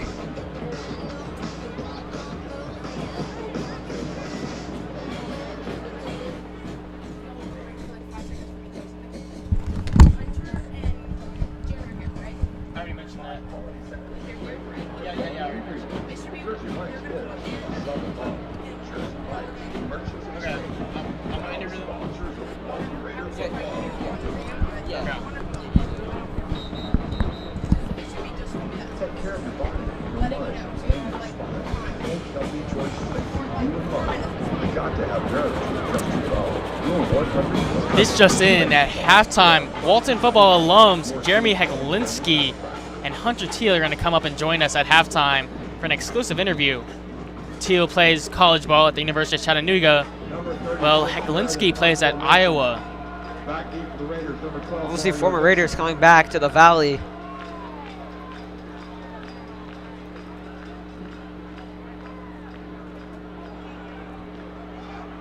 That one going to be received by Mario Dixon. Makes a man miss. And he's going to be tackled at the 36-yard line. Mario Dixon on the return.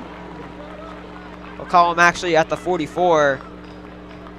The stop is made, number 20. So Wesley, I really, with under 2 minutes remaining, I really think that Walton, they're going to have to score here to just get that momentum entering the second half. 1st and 10 from the 37.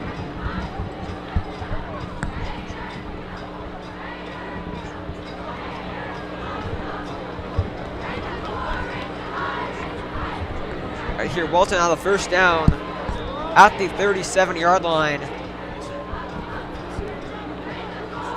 4 receivers out. Here's Peacock. He's going to drop back. Peacock, escaping the pocket. Peacock down the sideline. He'll be pushed out of bounds at the 30-yard line. Thank you for covering me, Sam, as I talk to some of the producers here. Anytime, Wesley. Coming up for 2nd down for Walton with 1:50 to go in the half. 2nd down and 5.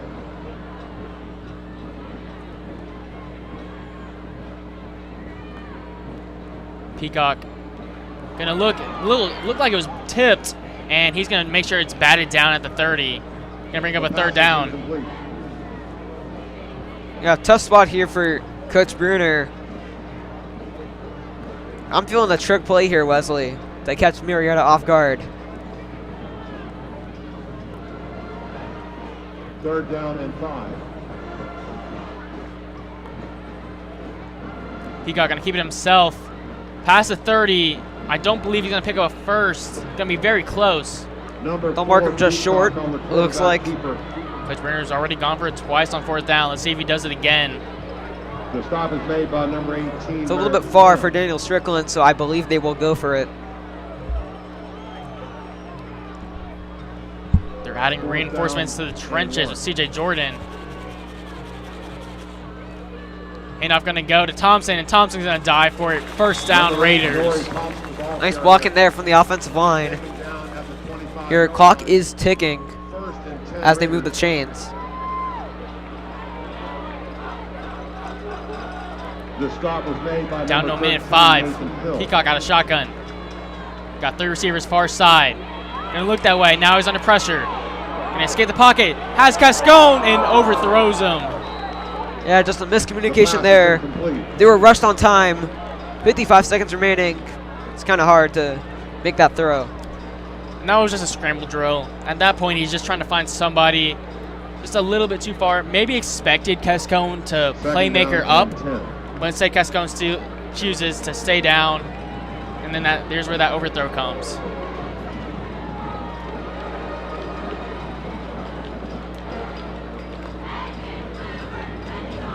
Here's Peacock to Abimbola on the screen. Abimbola breaking a tackle and picking up a first down. Yep, timeout Walton, looks like. Oh no, the ball came out late.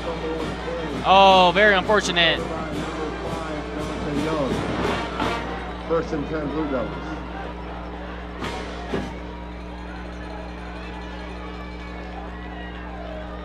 Very unfortunate ball coming out late, so Marietta's going to take over at the 13-yard line with 45 seconds to go in the half.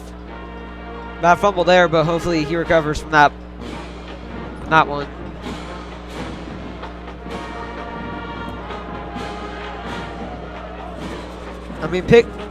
Pinned down in your end zone. It's pretty hard to get out of this, Wesley. Oh, it's a botched snap. Man, so many fumbles now. We had Peacock fumble it. Then Marietta had that reverse play that they fumbled. Then obviously we just fumbled there, and now they're with the botched snap. Fumbles galore. Timeout Raiders. Walton going to take a timeout, wanting the ball back potentially. Stay tuned at halftime. You see this incredible marching band, as well as the Dodgin band that'll be joining them. Score update here for Edgewood North Paulding. North Paulding just scored a touchdown, and they are now tied 14-14. Meanwhile, Douglas County still up 35-10 over East Coweta. And then Buford still up 17-0 over Collins Hill. Some great games around the state, Wesley. Really is, Sam. We're so blessed to live in such a great state for football. So many talented guys. A guy that played in the state championship game a couple years ago, Ty Redmond at Milton, has been making plays as a freshman for Tennessee. Obviously, Dylan Raiola, starting quarterback for Nebraska, started at Buford for a while. Juju Lewis at Carrollton's been getting some reps at Colorado. Just such a great football state. Yeah, one of the top 3, I'd argue. Oh, yeah. And here's Whiteside, going to fake the handoff, keep it himself. And he's going to be tackled by a multitude of Raiders, one of which is Noah LaValle, Florida State commit.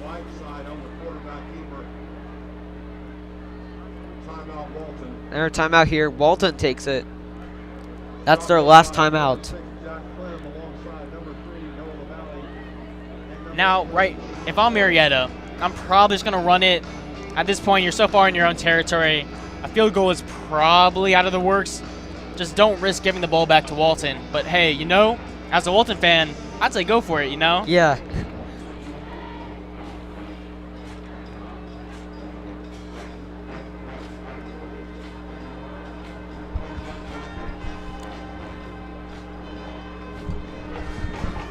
Here, Coach Bruner going to make some decisions here in this timeout. Walton defense, so far in the second quarter, they've been pretty solid compared to their first quarter performance. They're definitely making the adjustments that they need. Here, it will be a 3rd and 13 for Jaden Whiteside.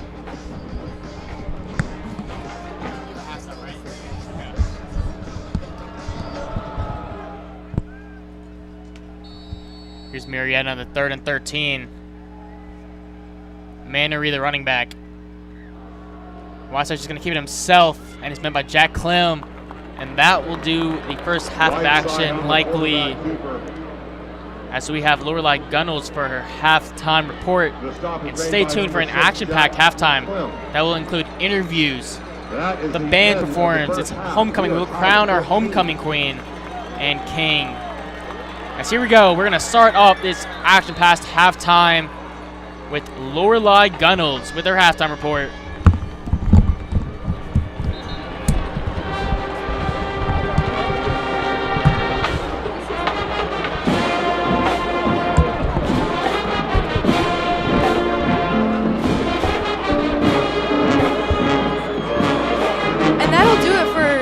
Half of the game. The score is tied 14-14 with 2 touchdowns on each side. Marietta has had 2 passing touchdowns, which Walton really needs to work on defending the pass game, but they've been doing fantastic defending the run game and their star running backs. Walton has had 2 touchdowns, one by Christian Peacock with a 12-yard run, and Jude Castell has also had a touchdown. The run game really needs to get going, but Nori Thompson has made big gains when the times needed it most. However, if Walton really wants to stay competitive, they really need to clean that up. And their penalties have been a lot better than last week with only 2 or 3, but they're really taking advantage of the short fieldage that Marietta gives them.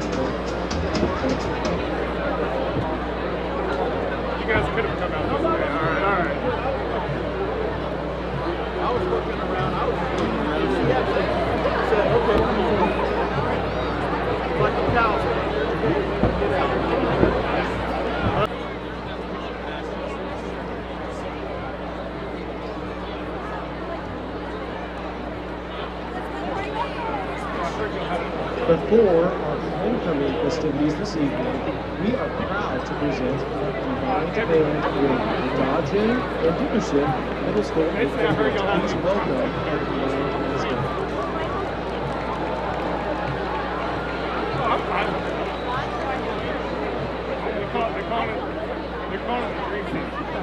They will start by the Hazel.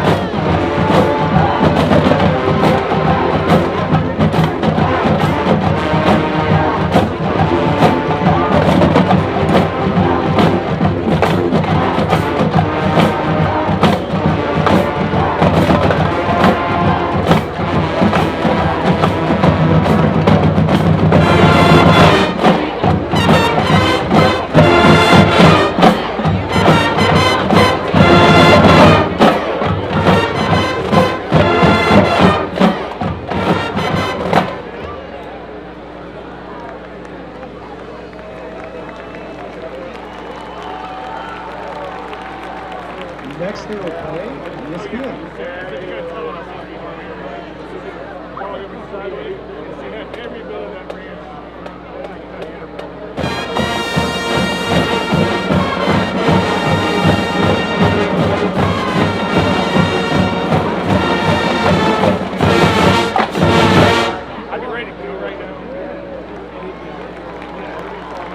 It's now for one of our defense skills teams, and it's good thing you do.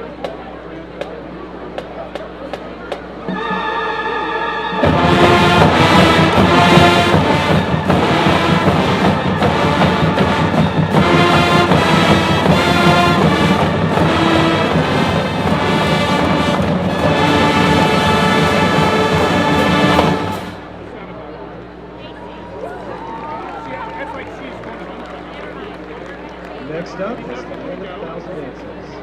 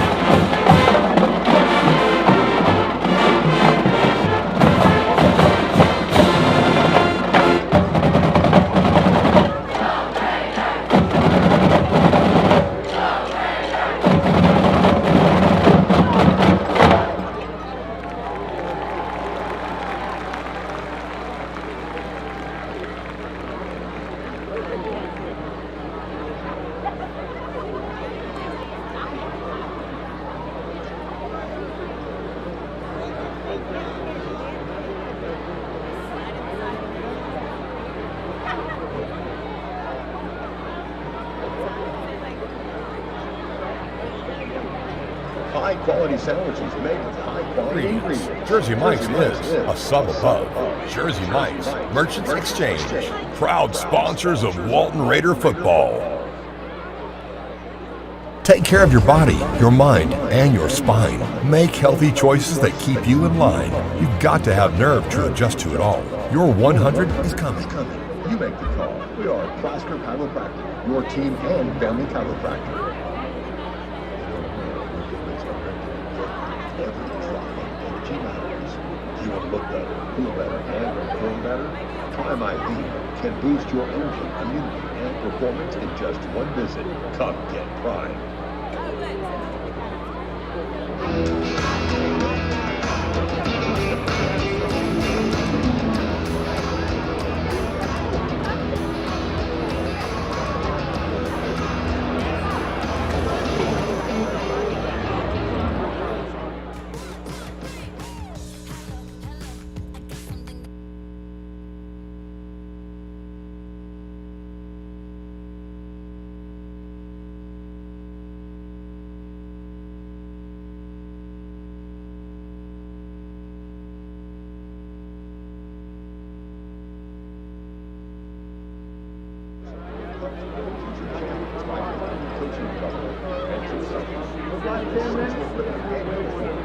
Creating scholarship opportunities for our students. Thank you for investing in the future of our kids. Join the team, learn more about becoming a fan at www.topschools.org. Good evening and welcome to Walton Homecoming 2025. The Walton homecoming court will be escorted tonight through the Wheeler Walton Air Force Junior ROTC Detachment GA-052 Sabre Team. The Sabre Team features cadets from Walton, including Cadet Lee, Cadet Silva, and Cadet Souza.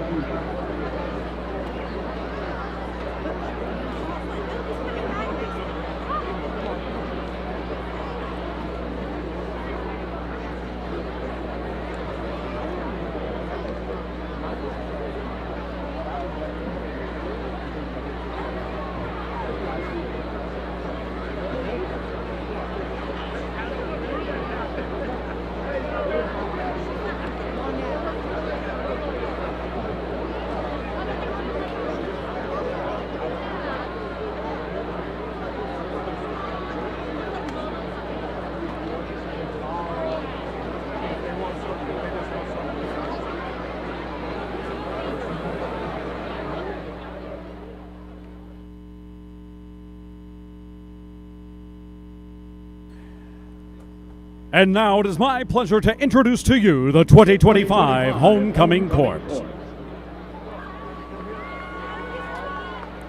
Representing the class of 2029, first we have Gabrielle Flamia.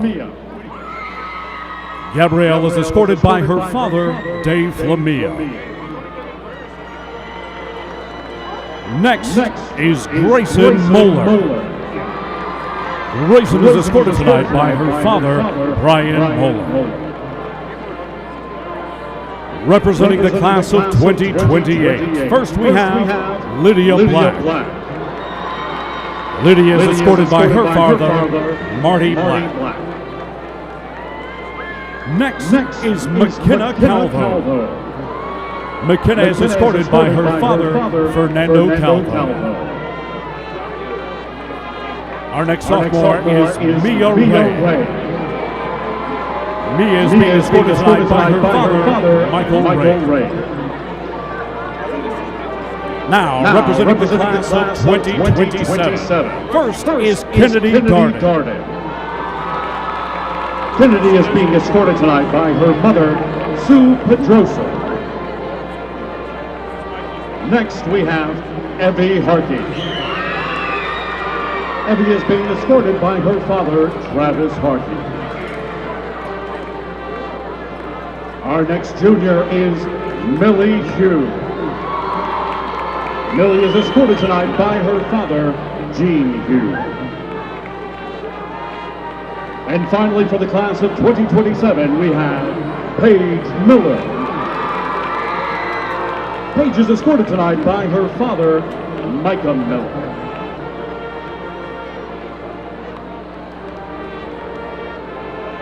And now, representing the class of 2026, our first senior is Taylor Brown. Taylor is escorted by her father, Bo Brown.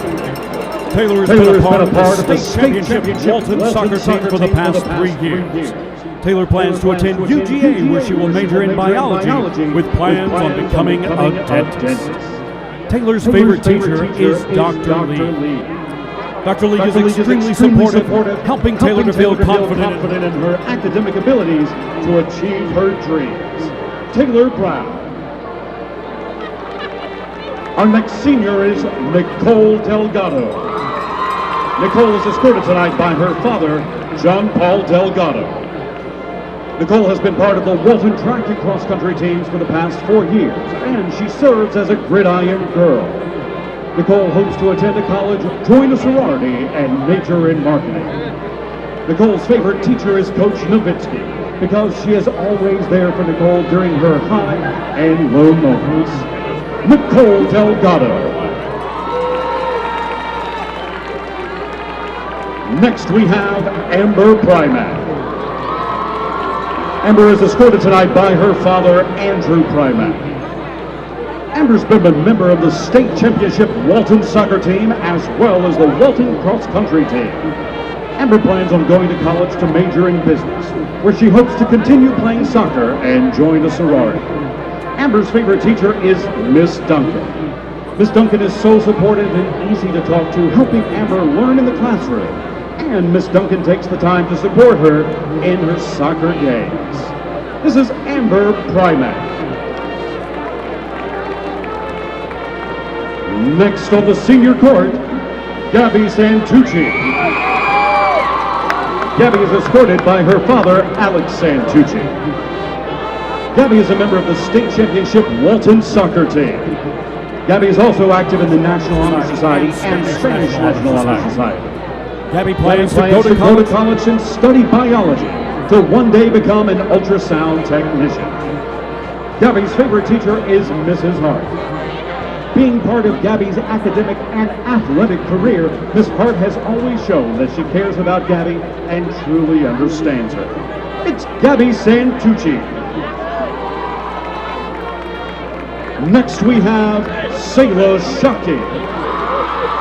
Shayla is escorted tonight by her father, Dorian Shockey. Sayla is the president of the Select Women's Ensemble and co-president of Fellowship of Christian Athletes. Sayla plans to major in business or finance and continue to pursue a life filled with joyful things. Sayla's favorite teachers are Dr. Mann and Mrs. Ray.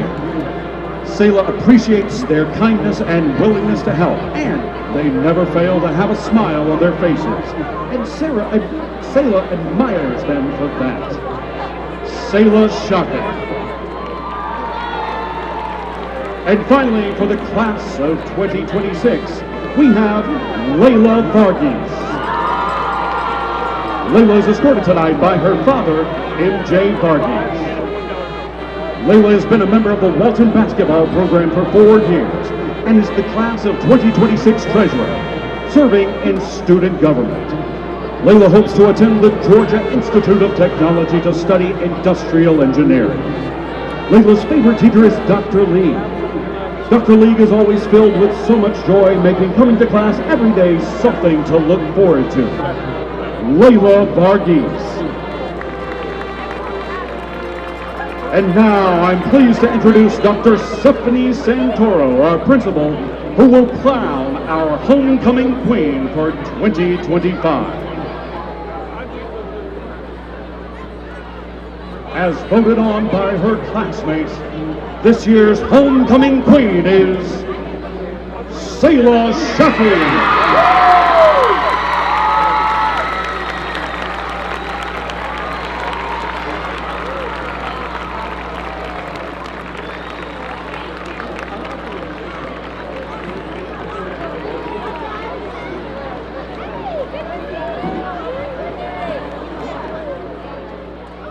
Congratulations, Sayla, and all members of the Walton High School 2025 Homecoming Chorus.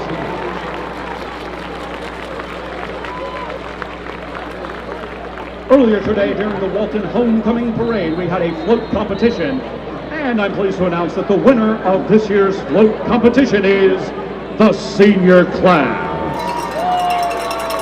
Thanks to all students and student organizations who participated in our fantastic parade this year.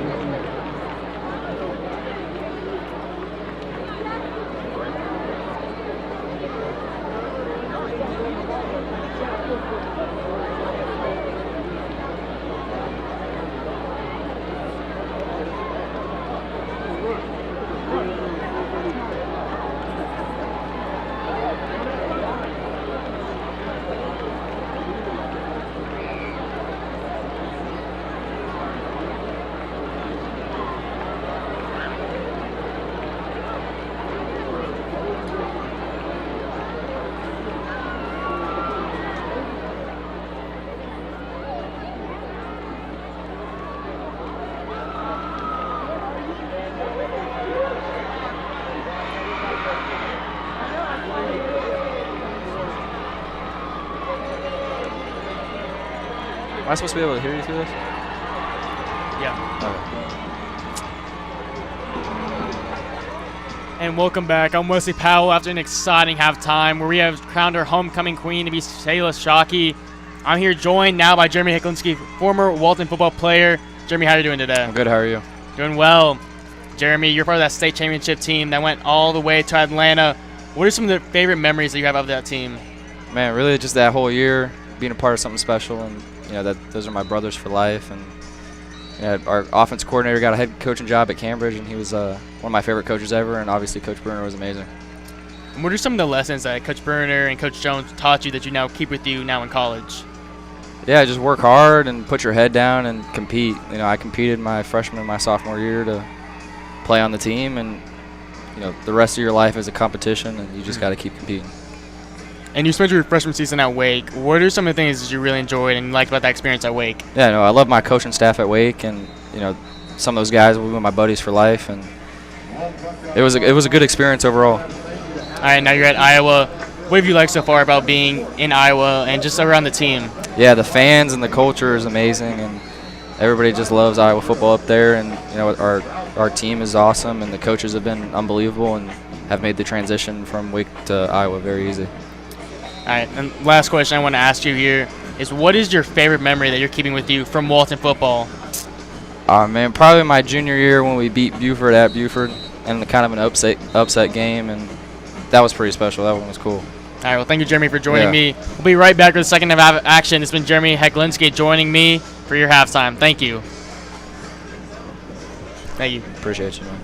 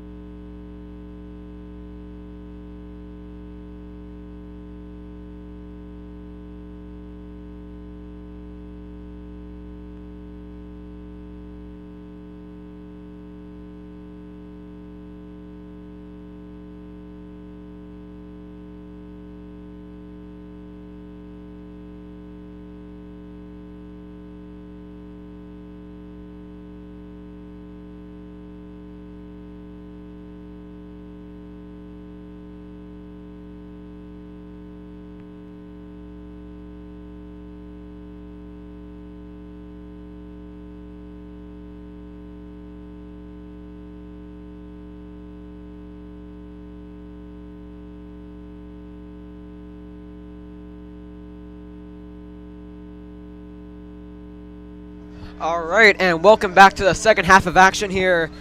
We are tied 14-14 entering the second half. Now, Wesley, we saw that incredible first half, especially on the offense. We haven't seen much of a defensive stand yet from either team. How do you think that needs to change? Well, I think just the way that it ended, the way that both defenses really came together, they did a great job on both sides of the ball. They made turnovers on the Marietta side. On the Walton side, we did a great job of stopping them, and we forced them back. We had them in these second and longs, third and longs, and that's how we've really stopped them. Yeah, exactly here as we get ready for the kickoff from Daniel Strickland. Can you tap that guy now? All right, here as we start the second half of action. It's a low kick for Strickland. It's a nice return here from Marietta. Going to the outside and stopped at the 31-yard line. And that was a good tackle, Sam. Getting him to the outside and then bringing him down. Here's this Marietta offense led by number 3, Jaden Whiteside, returning from sophomore year. He's been pretty good so far. He's made all of his throws in that first half. 7 for 7, 84 yards, and 2 touchdowns. Both of them were to Anderson.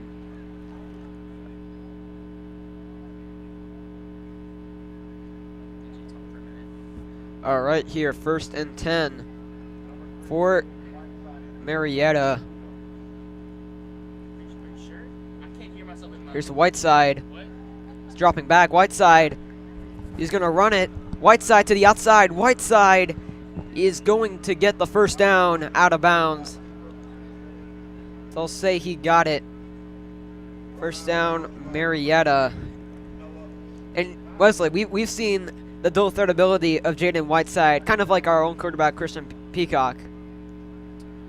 Yeah, I mean, he's done a great job of that. And, you know, this team's done a great job of running the ball.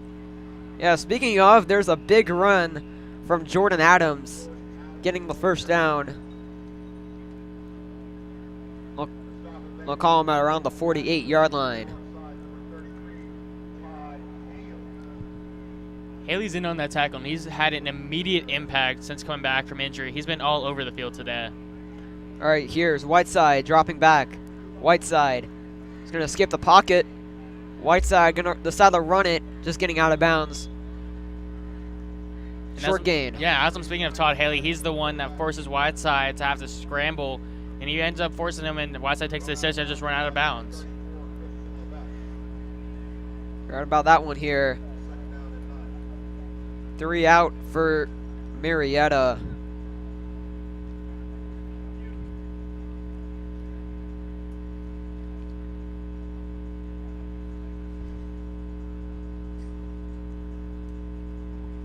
Go 2nd and 9.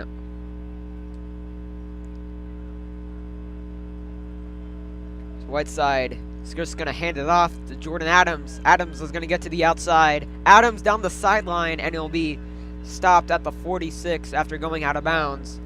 Force a 3rd and short. Now, Wesley, we've seen a bunch of rushing plays so far in this 3rd quarter. How do you think the Walton defense need to adjust? Well, I think the defense needs to force a little bit of pressure, which we've already seen so far. Especially these defensive ends. We've seen Todd Haley, as I mentioned. He's been great in his return. Jude Cascone, we haven't seen him as much on the defensive side of the ball, but he's made plays on the punt team. Now we're looking to see him more on the defensive side of the ball. But as that play's going to come back, this is going to be a big opportunity for the Walton defense. And even MJ Burnett coming back. This is his first game back here. He's been effective on the offensive and defensive side, but there is a penalty on Marietta. Going to drop him back around 10 yards. It's a 2nd and 22.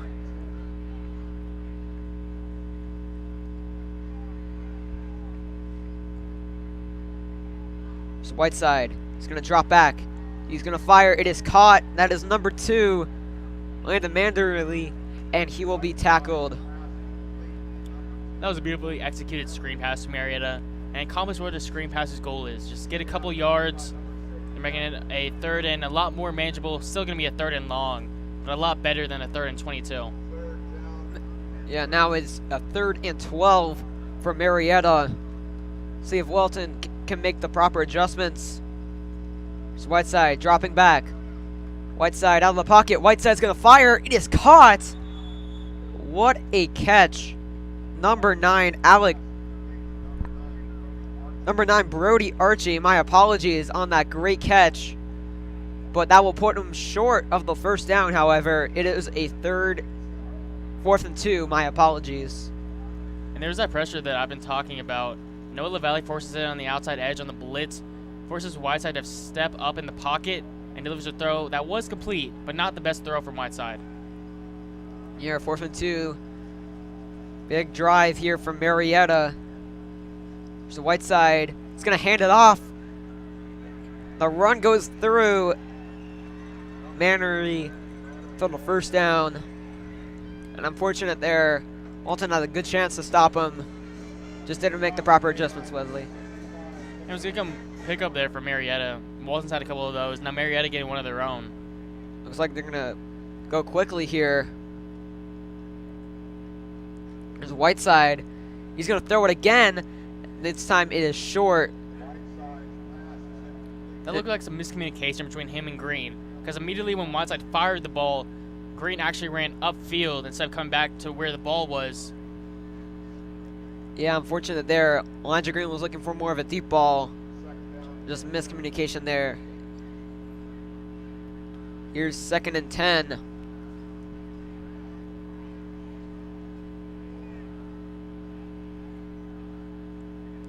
Three wide receivers out.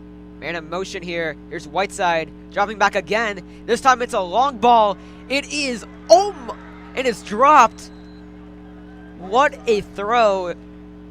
Elijah Green just unable to hold on. I mean, he's definitely been throwing a lot more than the first half, Wesley. And yeah, I believe that's his first incompletion of the night. One of the things I noticed there was with William Rodell had the pressure. One of the things that Whiteside did was he really got Rodell with these pump fakes, got Rodell in the air, and he just would not go after him. Here's Whiteside. The snap is low. Whiteside's going to fire quickly, and it is incomplete. Looking for his man, Brody Archie, on the sideline. And it looks like Marietta is going to punt it. As the punt team comes out.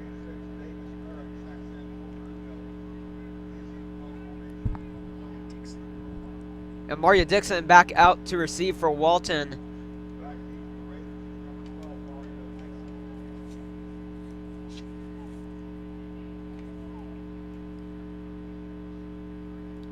Before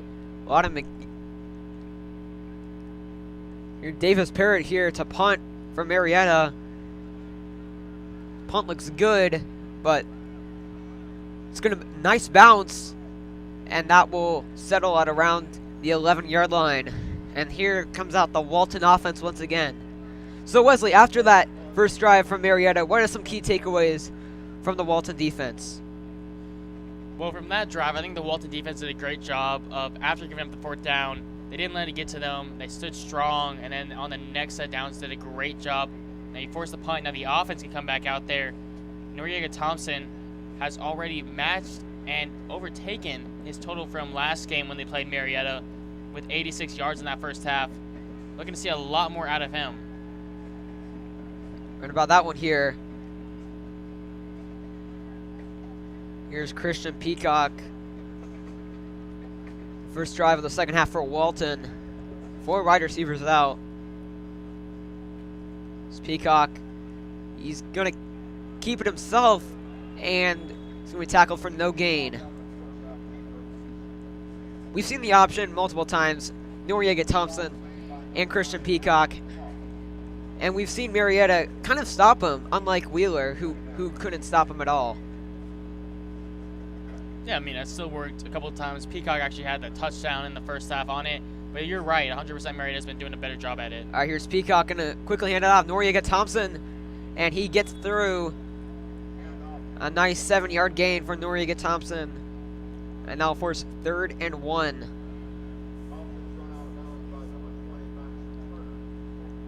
Slow to get up is Nick Turner. Thorner, excuse me. Thankfully, he seems to be okay.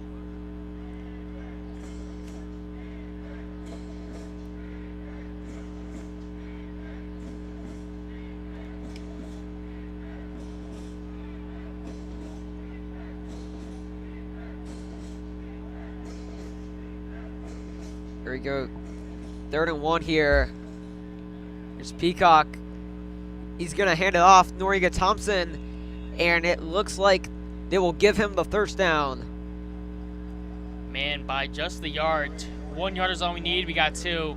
Just barely, but Noriega Thompson doing a great job going through the middle. Yeah, he's the most reliable rushing weapon that the Raiders have. Been incredible so far in his return game. Here's Veazey in the backfield.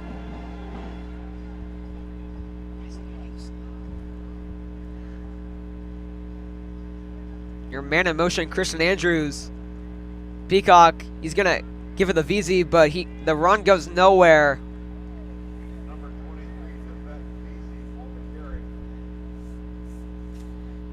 For 2nd and 10.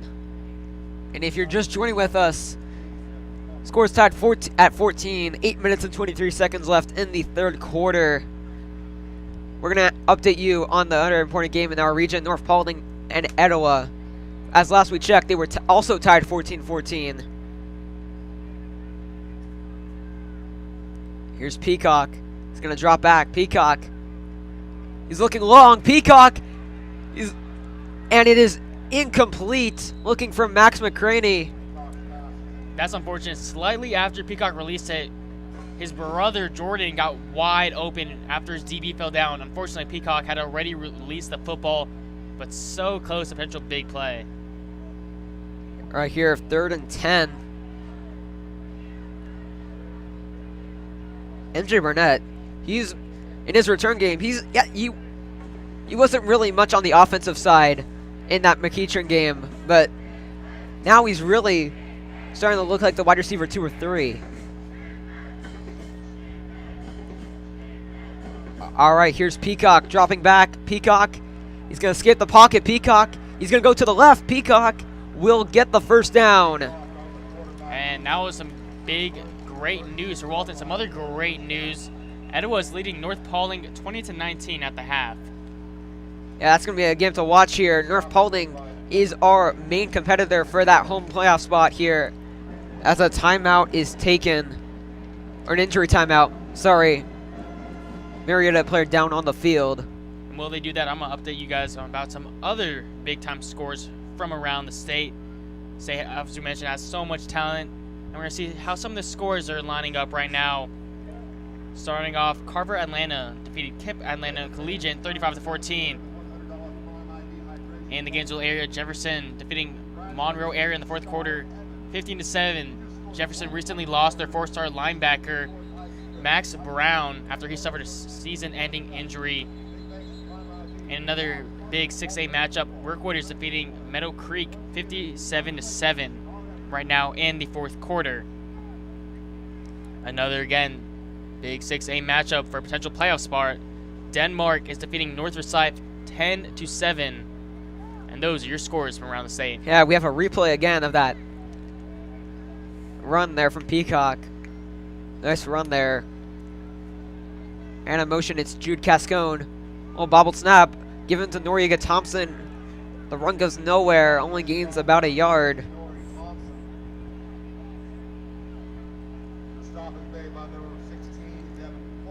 That was a good stop from Plummer. Really good on the outside, making sure he wraps up Thompson. Thompson couldn't get around it and stops him for a short gain. Here, Walton's going to play 5 out, it looks like. So where you get Thompson on the other side. Here's Peacock. He's looking for that screen. Pass is nearly intercepted. Number 54, Derek Jenkins. Almost getting it. That was him with the pressure. The referees are saying that's an ineligible man downfield against Walton. At least that's the way they signaled. And it looks like no one's backed up yet.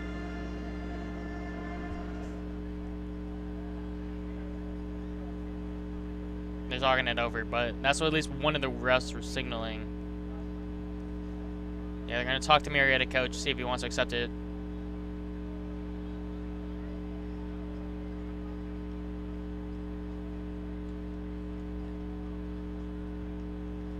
Yep, there you go. Ineligible man. It is declined, however. You're going to keep it at 3rd down instead of the 2nd and long. Might have been the right call from first-year head coach Cameron Duke after Marietta let go of their head coach from last year. Really changing the culture here at Marietta. There's Peacock. He's going to drop back. Peacock in the pocket. He fires. It's caught.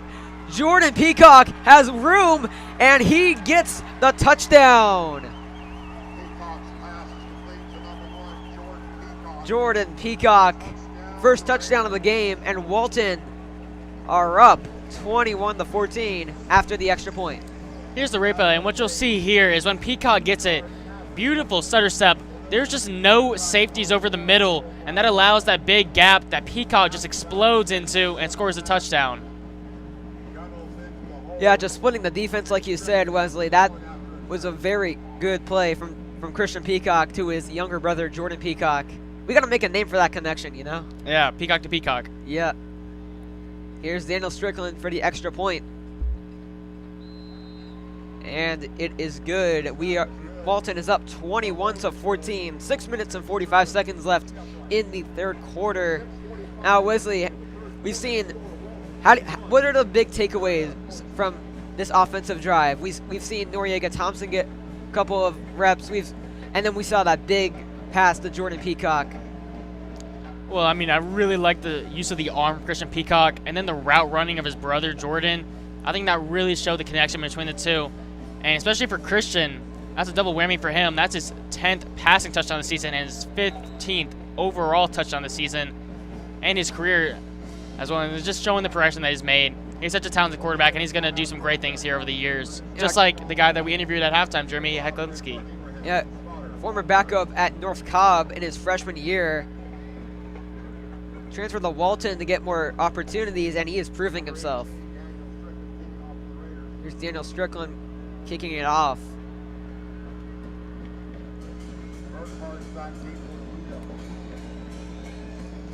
Number 13, Nathan Hill back to receive. So another low kick from Strickland. It's going to have in the hands of Andrew Like. Like is going to push his way to the 37 as we see the Walton defense once again. We saw them their first drive of the second half, making some good defensive decisions, I'd say, Wesley. Yeah, I mean, this defense has really adjusted since those first two drives where they gave up touchdowns. Since then, they haven't given up points in general. They've done a great job of coming together as a unit. The DBs are playing a lot better. We're getting a lot of pressure. And really, this entire defensive core is just really gelling right now. You heard about that here as we see Jaden Whiteside. Another drive of him. Whiteside completed all of his passes except for one in that third down last drive. Whiteside, and there's multiple flags. There is a flag. This is most likely going to be illegal motion because I don't think either the guy that was going out in the backfield or the guy that is set up was set. And yep, you're right about that here as they go back 5 yards. Force a first and 15.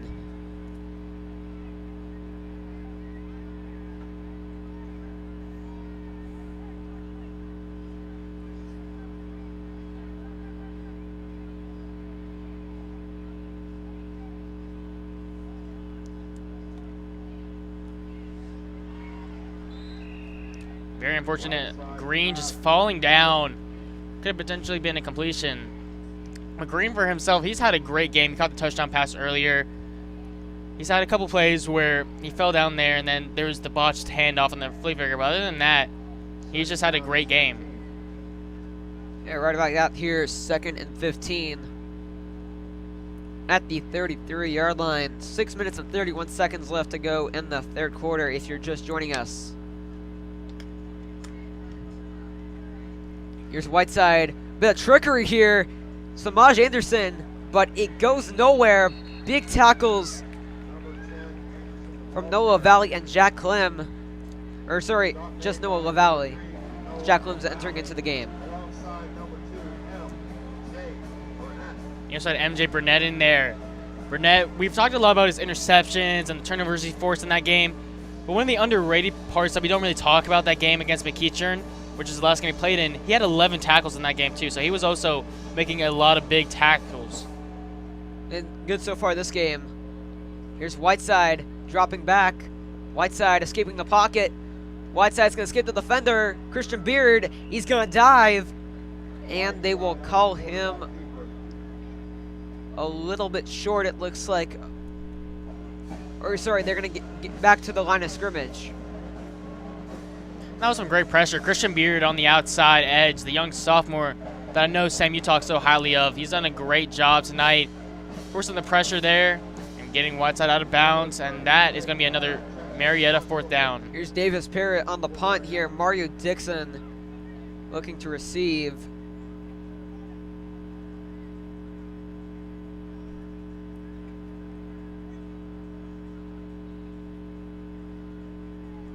A punt from Parrott, a little bit short from Mario Dixon, and that's a great bounce from Marietta. And that's going to get him to the 3-yard line.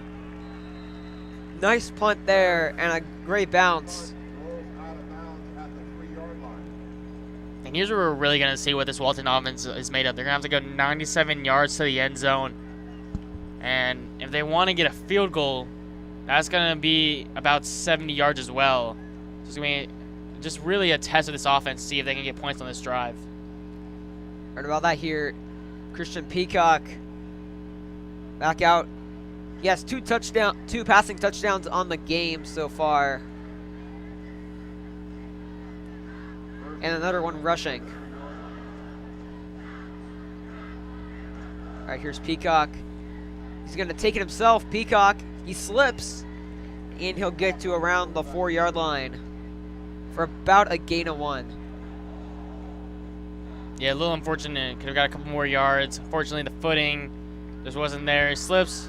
Nonetheless, you know, we'll take the yard that he gained. Now 2nd and 8 here. Running 4 wide receivers out. Man in motion. Here's Peacock going to hand it off. Run once again goes nowhere. About a gain of 1. Now first, a 3rd and 6. Again, that was Ham. He's just been everywhere tonight. He got around Jude Cascone and gets in and forces Thompson down. Yeah, Ham, multiple D1 offers. Believe he is a 4-star. Here's Peacock alone. Peacock just keeping the pocket. Peacock's going to look. He's going to fire. And it's incomplete. Looking for Ethan Baker. The nice deflection from Dante Young. And that will force a punt. Yeah, I mean, Young was just some great coverage. Doing a great job, too, with the hand. As a DB, it's always very difficult in that situation. You got to make sure you don't do a pass interference there. He does a great job. Doesn't hold him, doesn't tug him. Gets there right when the ball gets there. Textbook defensive back play. All right, here's Brian Gunnels to punt. We're going to need a good punt from him if we want Marietta to not score.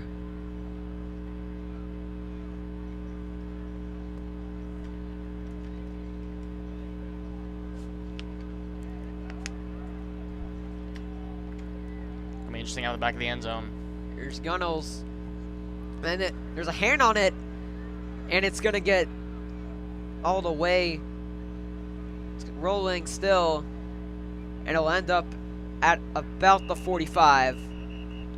There's some chatting going on. We're seeing CJ Jordan and Dante Young and a couple other Marietta guys. Refs keeping the flags in the pockets, not going to pull anything out. At least for the time, they're all going to discuss. But great job by Brian Gunnels. Praise the Lord. That was a great Walton bounce. Uh-oh, here is the flag.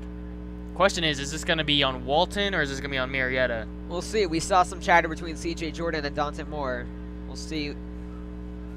They're talking to the Marietta head coach, it looks like. And they're going to talk to his burner as well. Coach Duke. And wow, they're going to get us for illegal formation.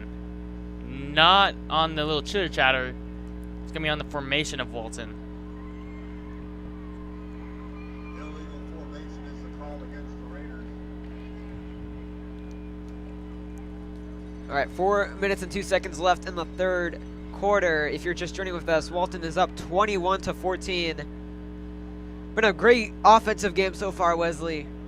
We've seen a lot of great plays, especially that Jordan Peacock touchdown. Yeah, and I mean, now Marietta is going to try to go down and equalize. This Walton defense so far has done a great job of stopping them. All right, here's Whiteside on 1st and 10 at the 50. Whiteside's just going to hand it off. And Christian Beard with a big tackle, but there is a flag, however. It looks like they're going to get him for a face mask. Just a slight grab. He corrects himself, but just too little too late.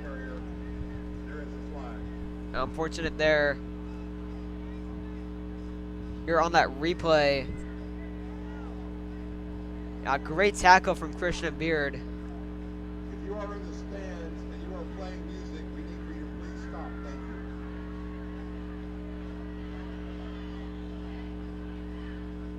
you. Yeah, so here we go. It's going to be a face mask. I'm going to walk 15 yards ahead. And yep, the Walton players are going back. Unfortunate penalty there.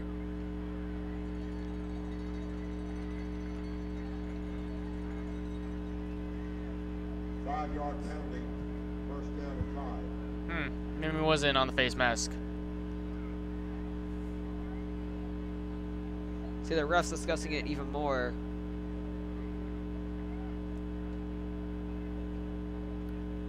It looks like it'll be a 1st and 5 at the 45-yard line here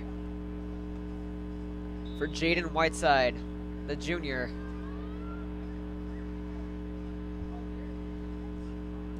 Here's Whiteside. He's going to hand it off.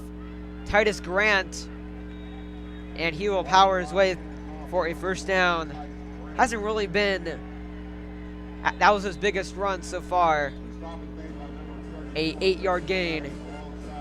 Before that, he had 3 carries for 1 yard.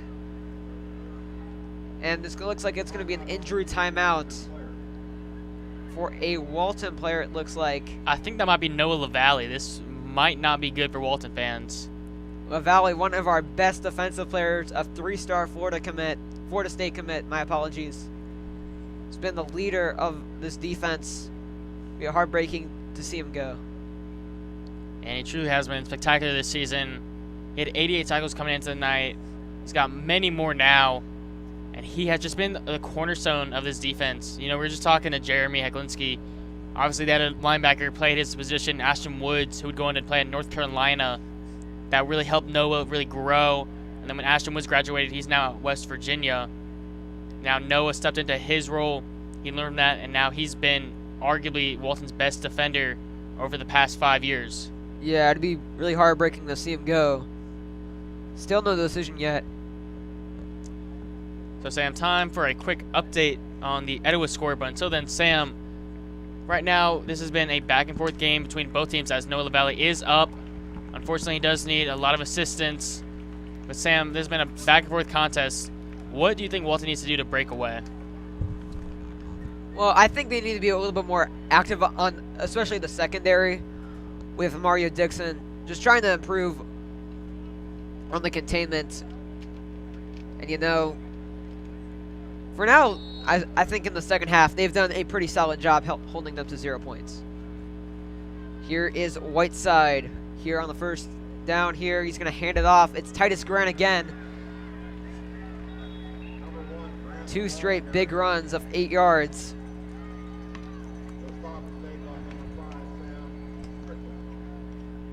They're going to go quick here. Whiteside, another handoff to Titus Grant. He's going to get the 1st down and a little bit more. Grant powering his way to the 20-yard line. Yeah, they've been running it up the middle these last 2 times with LaValle out, and they've been bullying the Walton defensive line. Really going to be interesting to see if Walton can stop him there. Another interesting thing is Sam Strickland's holding his arm. Here's Whiteside going to hand it off. Titus, my apologies. Jordan Adams with a big run, and they will call him short of the 1st down. So it looks like. Yeah, so what I was trying to quickly get at is Sam Strickland, our starting safety, it looked like it was holding his arm, but because they're going so quick, they can't sub him out. Here's Whiteside. Going to hand him off again. Jordan Adams, and this time he will get the 1st down. Marietta, just 4 quick runs catching the Walton defense off guard, and they're going to finally make that substitution.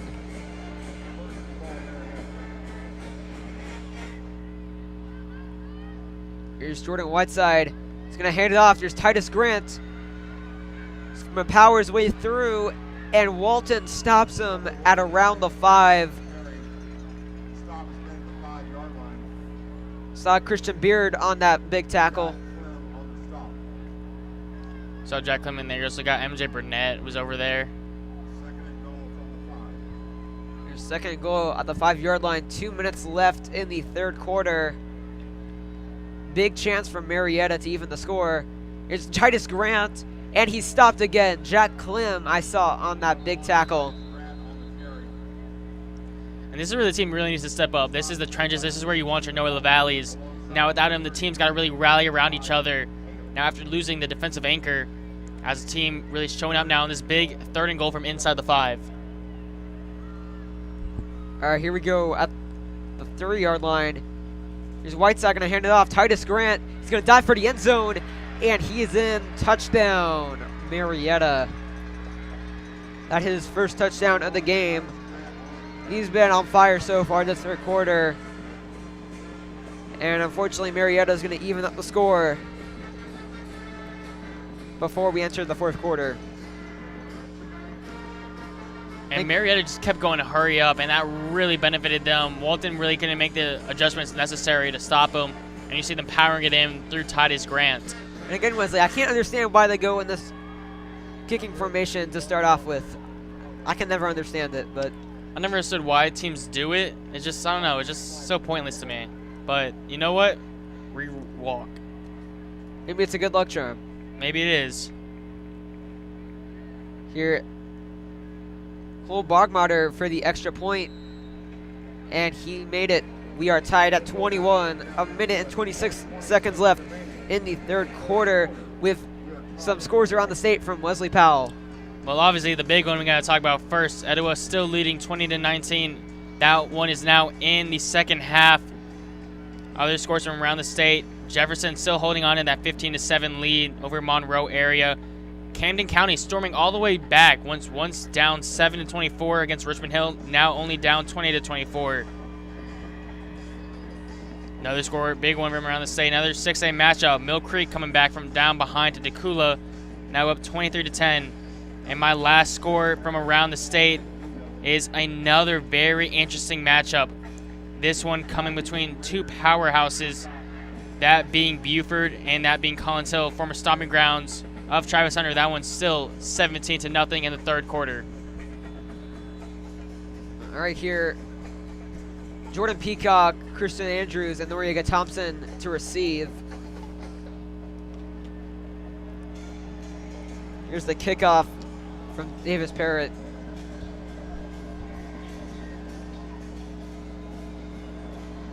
Parrott, big kickoff, and it looks like he's 4 for 4, Wesley. Man, Parrott has been spectacular tonight. The starting punter been very good so far. Here comes the Walton offense here. We are tied at 21. Going to be a big drive for Walton. How do you think they're going to strategize? Well, after the big play to Jordan Peacock on the last drive, I feel like they're going to keep it in the air. I feel like Christian Peacock's really starting to settle into this role. I feel a big, deep ball coming here. You might be right, Wesley. 4 wide receivers out. It's Peacock in the shotgun. Looking. Yeah, he is going long to MJ Burnett, but it's too far and it's incomplete. You were absolutely right about that deep pass, Wesley. Oh, man, just a yard or two out of MJ's reach. That was so close to being a home run ball. Man, MJ Burnett was right there, and he was past both defensive backs. That had touchdown potential. Yeah, I think Burnett coming off this injury, he might be wide receiver 2 for this team at this point over Ethan Baker. Here's Peacock. He's going to hand it off to Noriega Thompson down the middle. He'll be stopped for about a 3-yard gain. Where's 3rd and long for Walton. Now, if you're Coach Bruner, what play are you calling? I really like the stutter step route that Jordan Peacock did on the last route that got him the touchdown. I also like Jude Cascone over the middle. He's such a big body. But I think number one thing here is protection. Merrick Ham has been forcing a lot of havoc. We need to limit him here on the outside edge. Here, Peacock.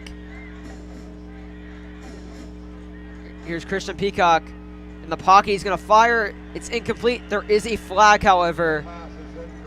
Pass is targeted to Christian Andrews. Gonna see what the flag is. Peacock was hit as he threw it. It's going to call false start on the offense. Or illegal formation, my apologies. And that will force out the punt team. Unfortunately, this drive goes nowhere. Brian Gunnels to punt. And that was my key right there. As you saw, Merrick Ham got around the outside edge, forced the pressure on Peacock, and unfortunately that pass was incomplete.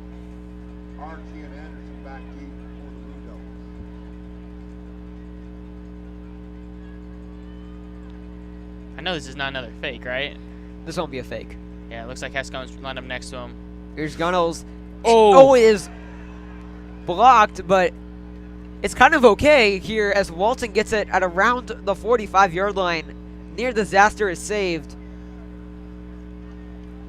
Yeah, and this is not a good sign for Walton. We're already down Noah LaValle. Now starting safety Sam Strickland, who I mentioned a couple drives ago, was holding his arm, holding both arms on his way to the sidelines, going over the medical tent. Walton could potentially be down 2 big defensive players right now. And you do see it. You see Tate Adams out there instead of Sam Strickland for the time being. All right, here's Jaden Whiteside on a drive to potentially give Marietta the lead. 41st time in this game. Here's Whiteside. He's going to hand it off. Landon Mary. Mary's going to push his way. He's escapes multiple tackles and gets to around the 48-yard line. Going to be a flag, however. There is a flag. It looks like that might have been on Marietta. And the Marietta players drop back.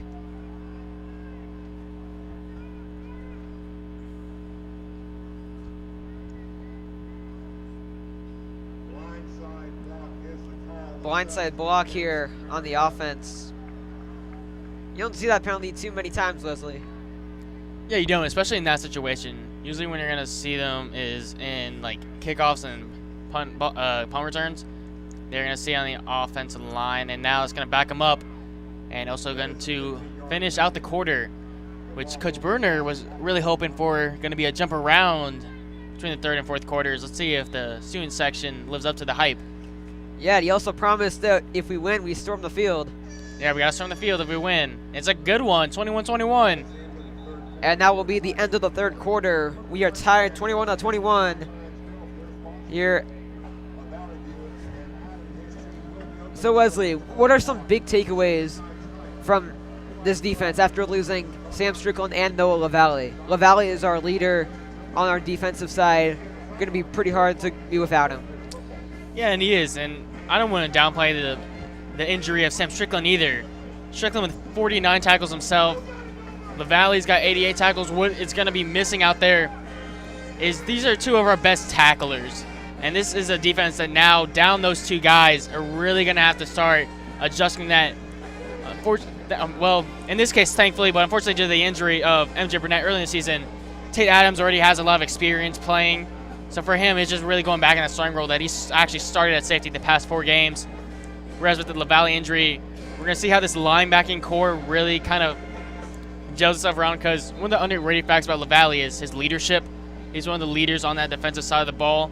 So without him, we need other guys to step up. He's our big returning guy. Now Hal Pruitt needs to be that guy. Now Todd Haley needs to be that guy and help lead the younger guys out there like Christian Levette and Christian Beard in order to help this defense really anchor down in this last quarter of what might be an exciting thriller. Yeah, this is one of the best homecoming games we've seen in a while, Wesley. I mean, 2 teams equal in level. Here as we start the 4th quarter here, Whiteside 2 running backs in the backfield. Man in motion. Here's Whiteside, gonna hand it off again. Here's a solid run from number 11, Jordan Adams. That was the 1st and 25. Now they're gonna about cut that in half in terms of getting to the line of scrimmage. Here's 2nd and 17.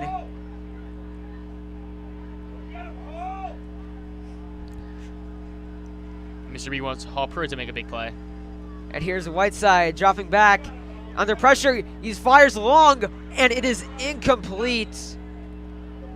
Looking for Isaac Copeland. Oh, here, man. And there is an injury here for Walton. It's unfortunate. Yet another injury. By the looks of it, I believe that's Todd Haley.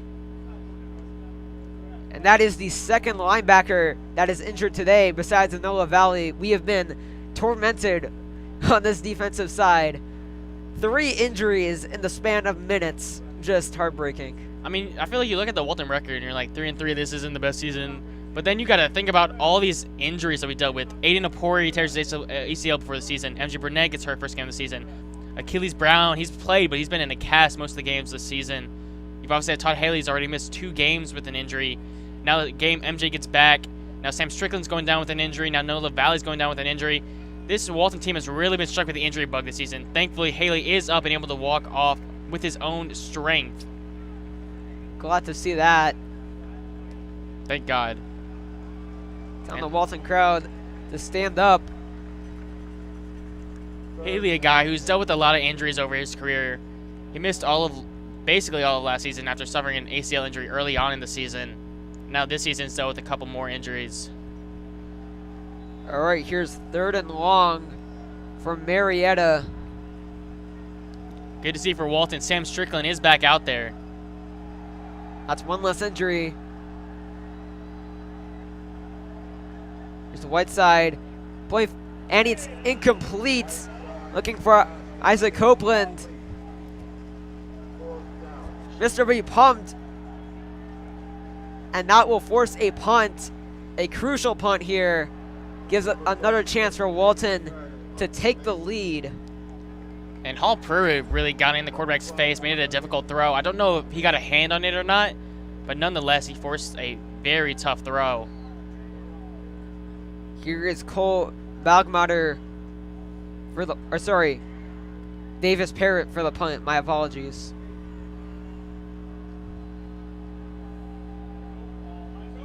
Mario Dixon to receive. The punt is very short. A very good bounce, however, as it will roll to the 30-yard line. And here comes the Walton offense once again. So Wesley, this is a very important drive. 11 minutes left in the 4th quarter. This drive can really decide who has the momentum. How do you think Walton has to play this?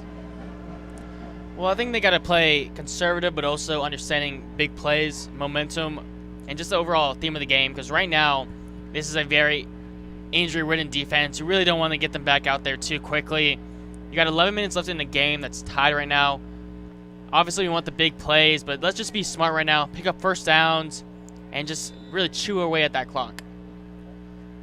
You're probably right about that one here. 4 wide receivers out for Walton. Peacock in motion. Here's the handoff. Noriega Thompson.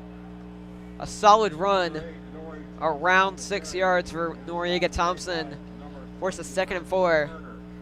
You know, Wesley, this reminds me of that 4th quarter game versus Roswell. Just high action. Very close game. Hopefully we can win it this time. There's Peacock. Going to hand it off to Noriega Thompson. Thompson will get about 3 yards. They'll mark him a little bit short of the first down, it looks like. Or no, they'll give him the first down at around the 41-yard line. Here's Christian Gavea in the backfield. Here's Walton's playing 3 wide receivers out here. Jordan Peacock in motion.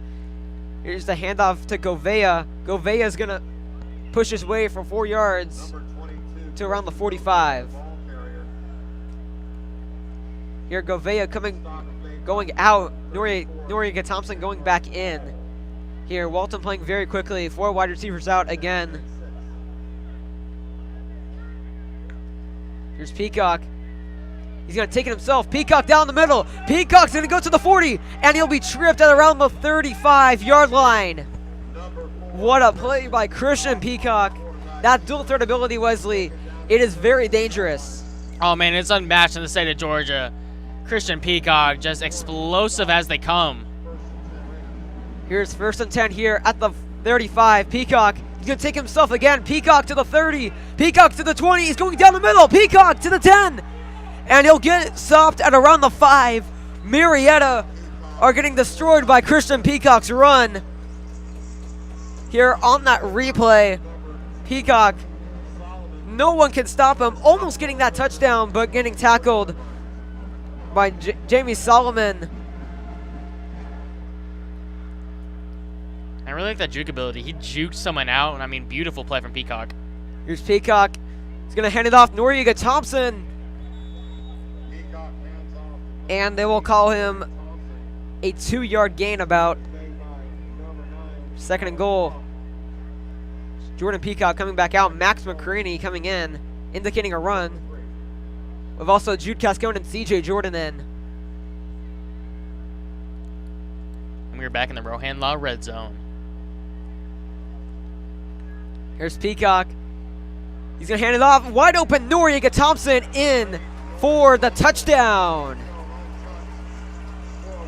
And Walton has the lead. Noriega Thompson on a 2-yard run. Wide open to the right. No one was covering him. So you see on that, on this replay, apologies, just getting to the outside. And Walton are up. Here's Daniel Strickland to kick the extra point.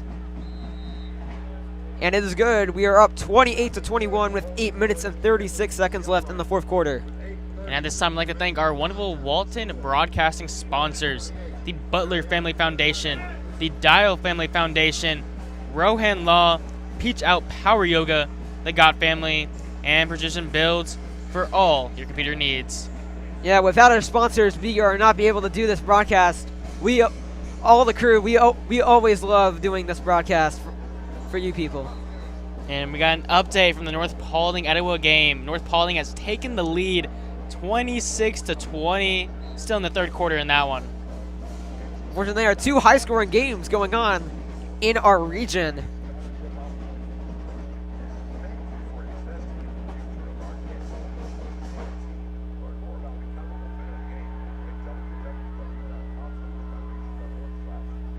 Near Daniel Strickland the kickoff.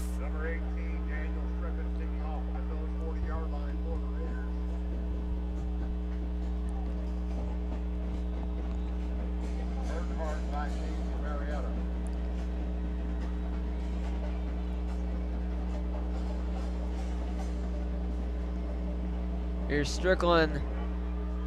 This time a pretty solid kick. The return here from Bryson Uquart. Uquart's going to make his way to being stopped at around the 25-yard line. Here comes the Walton defense. I see Noah LaValle back on the field. That is a good sight to see, Wesley. Oh, man, it is a great sight to see. Just getting all the guys back out there. And it's not just him, but you also see Todd Haley out there. That's another big addition. So all these injury concerns that we've had between LaValle and Haley and Strickland, now they're all back out there. There was a flag on the play, however. And it will be on Walton. And Coach Bruner is mad about it. Letting the coaches know. That gives Marietta a boost in field position here. So good to see LaValle out, especially just because when he came to the sideline, I mean, he needed multiple people to help him to the sideline. So the fact that he's back out there already is just a great sign. Yeah, all the injury concerns are washed away. We have all 3 guys back in the game. Here, 1st and 10 at the 42-yard line.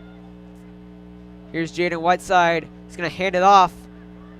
Pretty solid run for Titus Grant. Or sorry, Jordan Adams. My apologies. I'll bring a 2nd and 5. You know, Wesley, I just love these high-scoring games in the fourth quarter. It's so nerve-wracking to see your team up and then going back down again. It's so nerve-wracking. Man, I don't even think it has to be high-scoring, man. Just a close game is just so much fun to watch. Jaden Whiteside going to hand it off. A solid run from Jordan Adams. I'll force a 3rd and 3. 3rd and 2, my apologies.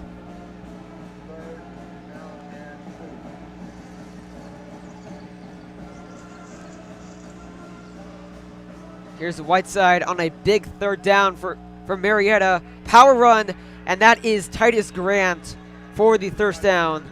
He also plays linebacker for this Marietta team. We've seen him a couple times on the field. I mean, you can tell by the size of him how big he is. They can definitely play linebacker. Here's Whiteside going to hand it off here again. Titus Grant gets stuffed by Noah LaValle. Coming off of that injury in that 3rd quarter, and look at that play. Noah LaValle is all on him.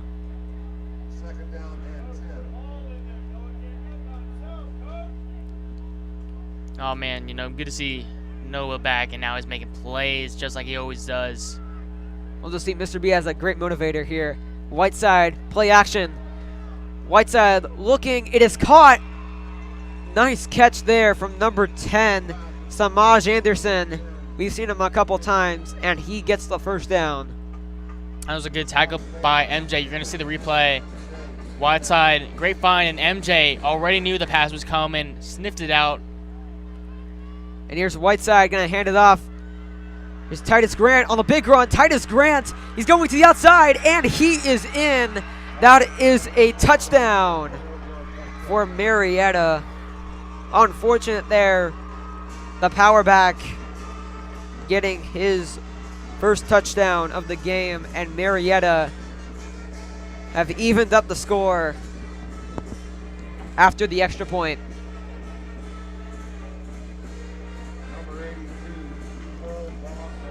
Super unfortunate. Good run from Grant to the outside. Wesley, we're in for some overtime, possibly. If Potentially, man. 6:13 to go. That'd be exciting to see here.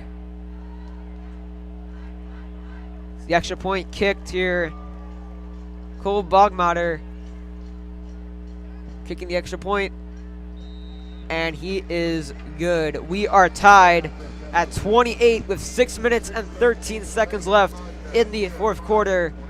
Now, Wesley, we've seen so much in this 4th quarter. Changes of scores.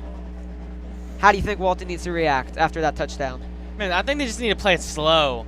There's absolutely no need for a quick score or really just any sort of like quick game. Slow it down. There's 6 minutes left.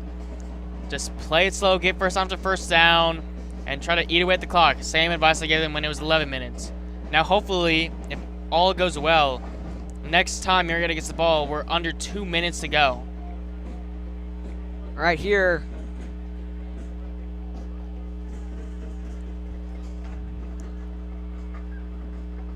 Here's Davis Parrots to kick it off. Jordan Peacock, Christian Andrews, and Noriega Thompson to receive.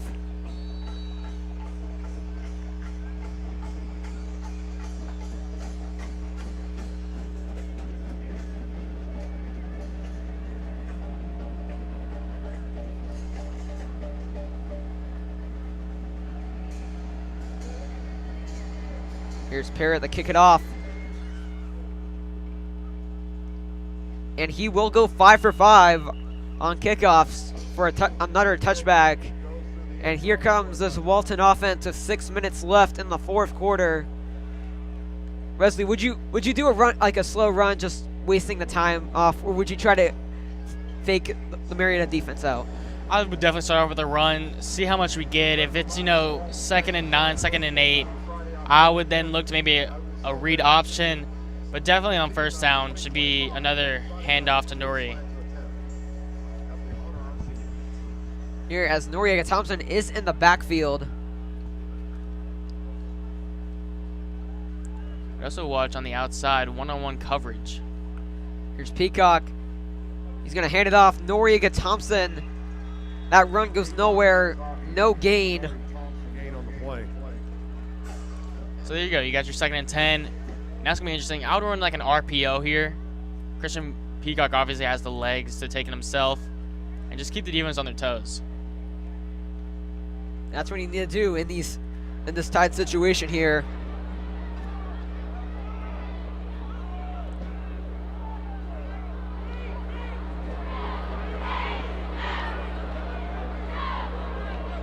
Here's Christian Peacock. He's going to hand it off. Solid run from Noriega Thompson, diving Number 8, to the 24-yard line. Forces a 3rd and 7 for Walton. Stop is made by Pretty big number play here. Do you think they're going to do the RPO, or they're going to go for a pass? Third down Or at least a short and pass? 7. You definitely have to go for a pass here. It's a 3rd and 7. I'd look towards Jordan Peacock. He obviously had the long touchdown earlier. But obviously, if Christian Peacock, if need be, has the wheels to do it himself.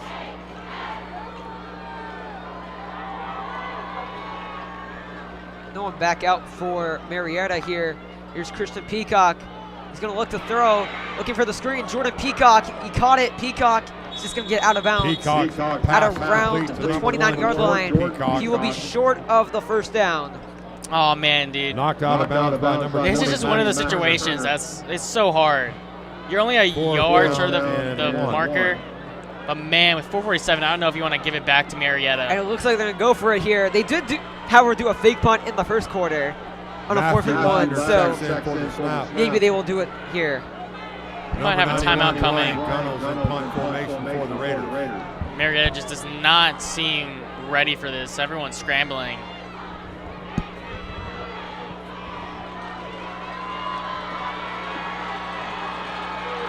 Marietta making sure this is not another fake.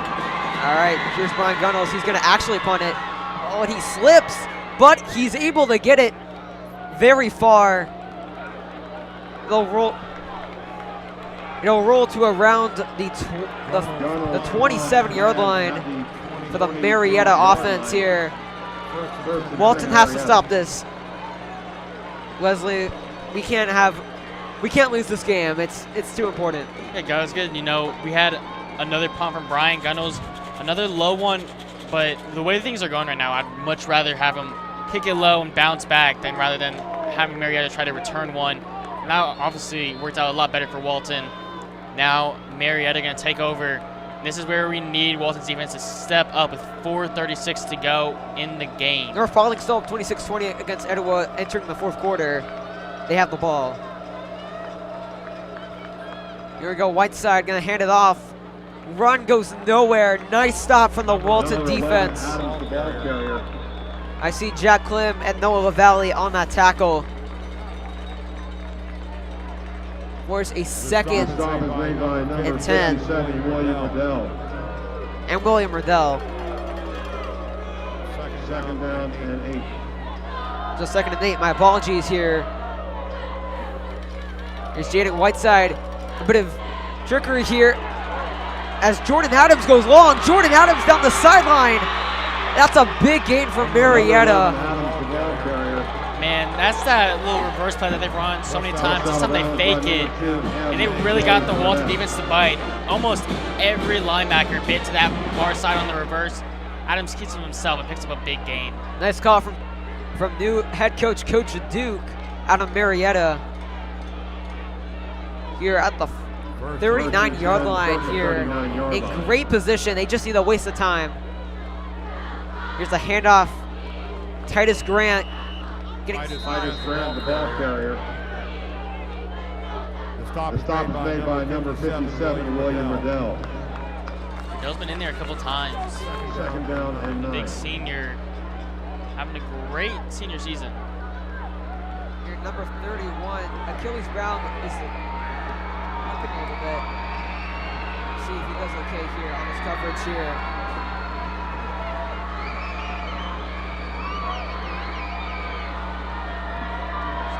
side.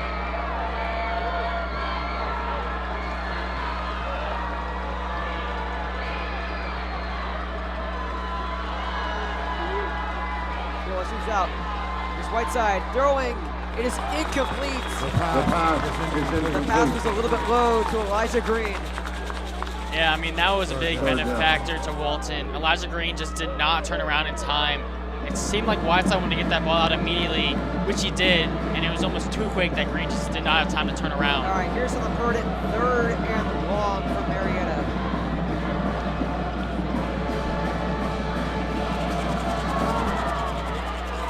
Jaden Whiteside on a 3rd and 9.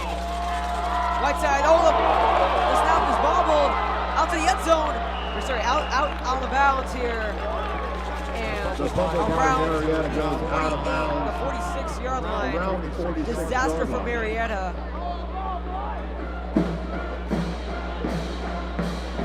And it looks like they're going to punt it here. And we might go to overtime as this punt could be deep. Man, disaster for Marietta. Just a bobble play action, or maybe it was trying to be a handoff, but they just cannot keep it off the ground. What a big play for Walton. Here's the punt from Davis Parrott. Here's Parrott. Solid punt here from Parrott, and the bounce is not as great as before. And it will be stopped at around the 11-yard line. The bounce after was good. Here comes the Walton offense again. 2 minutes and 39 seconds left in the fourth quarter in their own territory at the 11. Wesley, we could be seeing our first overtime of the season, and I'm excited for that. Or we could see a Christian Peacock legacy drive. And he goes down, brings us, ooh man, I don't know, from about the 20, I believe is where they're going to mark him touching it. So from about the 20, probably going to need to get around the opposite 20, 25-ish. So we need about, I'd say, 55-ish yards here to get into the field goal range for Strickland. Let's see if they can get that 55 yards, Wesley, here. Here's Peacock. He's going to hand it off. Run goes nowhere.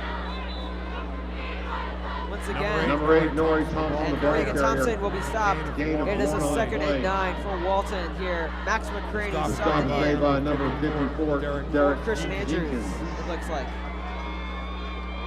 Oh man, Walton has too many players on the field. Oh, no, right, okay. We're good. Christian Andrews came off. Yeah, they got him off. Yeah. Here's Peacock. Look on. Peacock is giving the pocket. Peacock escapes the defender. Peacock running. Peacock's going to throw it, and it's incomplete. The pass is incomplete. Technically targeting Jude Cascone. Here's a 3rd and long. Third down and 8. Oh man, Maricam was so close to getting a sack in the backfield. Peacock doing a great job to escape the pressure and just throwing it out of bounds. Yeah, Peacock's only been sacked once in this game, even though he's been pressured many times.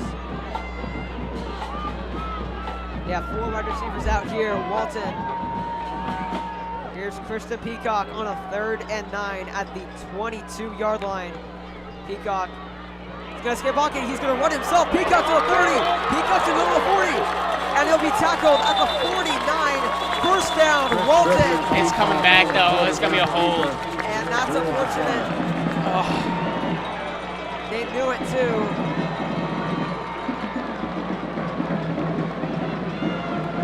Unfortunate there for Walton. Holding is the call against the Raiders.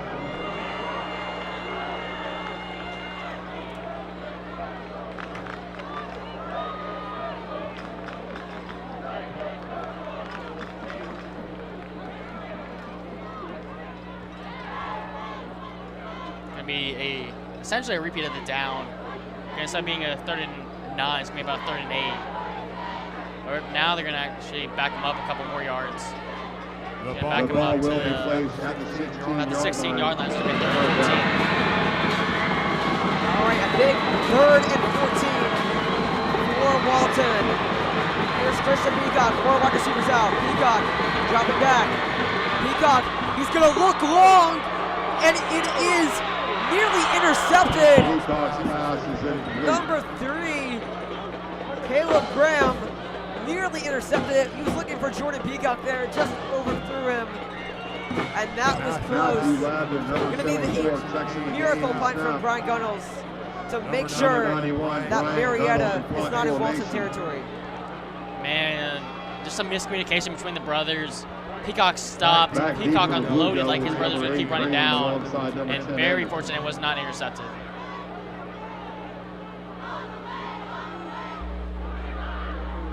Here's Gunnels on the punt. That one is very good. Ryan Gunnels, the bounce is incredible. And he will be down at the 35-yard line. Nice work there for Brian Gunnels. About 50 yards, I'd say. One of his longest punts in the game. And here comes the Marietta offense here. I'd say field goal range is getting to around the 20 or 25-yard line. We have to stop him. Man, dude, Sam, this is going to come down to being a great game. Here we go. Let's see if this defense can hold up. They did a great job on the last drive where after they gave up that big play, they did a good job. They bent, but they didn't break. So here's Coach Duke trying to make a name for himself, trying to get a huge win, huge region win. There's Jaden Whiteside, gonna hand it off. Titus Grant, it looks like. Right side, hands off. And he will go nowhere. 2nd and 9 here for Marietta. Here, looks like it'll go quickly here. Time is ticking. 1 minute and 8 seconds left in the 4th quarter. Looks like clock is ticking. We're now under a minute remaining. This is not the time to be talking to the sidelines. You're burning too much valuable time. They've wasted already 10 seconds. There's Whiteside, that's a low snap! But there will be an early flag, and it's false start on the offense. Big penalty there, dropping back 5 yards. Honestly, that false start kind of saved them.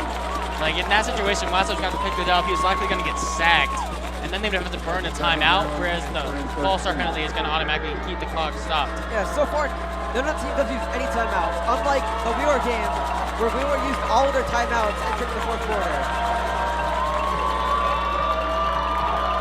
Here we go, the crowd coming alive here for a 2nd and 13. Here's Whiteside, long throw, it is caught. Number 8, Elijah Green on the catch. Goes out of bounds, crucial there. Going to around the 46-yard line, it looks like.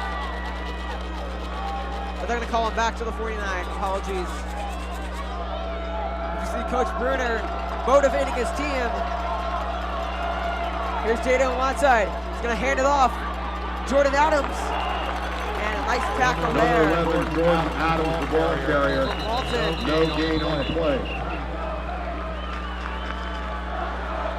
Timeout called by Marietta. And the first timeout of the half is called by Marietta with 32 seconds left in the 4th quarter. That stop was made by Wesley, number 2. we've seen an incredible 4th quarter. One of the best we've seen here at Raider Valley. How do you think Walton can stop this final offensive push from Marietta? Man, you just got to watch Whiteside. Whiteside, what he's done tonight is he has not really held on to the ball for a long period of time. They like these quick throws. They've gone multiple times to either Green, Anderson, on these little out routes and pick up about 8 yards in air yards, and then the yak is where they pick up the extra 7 or 8. You got to watch those little out routes. All right, here we go, 2nd and 10. Here, as they're just going to call out the timeout here. Jaden Whiteside, the junior, trying to make his name for himself. Yeah, with a big win. As the Raiders come alive, the Raider fans come alive here. 2nd and 10. 32 seconds left in the fourth quarter. Here's Whiteside, low snap. And it's going to be a very nice run here from Jordan Adams, but he is able to get out of bounds. 25 seconds left. Carrier. Pushed out of bounds by number 12, As I said before, field goal range is about the 25 to 20-yard line for the kicker, Sparkmatter. I'd say. Here's 3rd and 6. Marietta trying to get one last play here. Man in motion.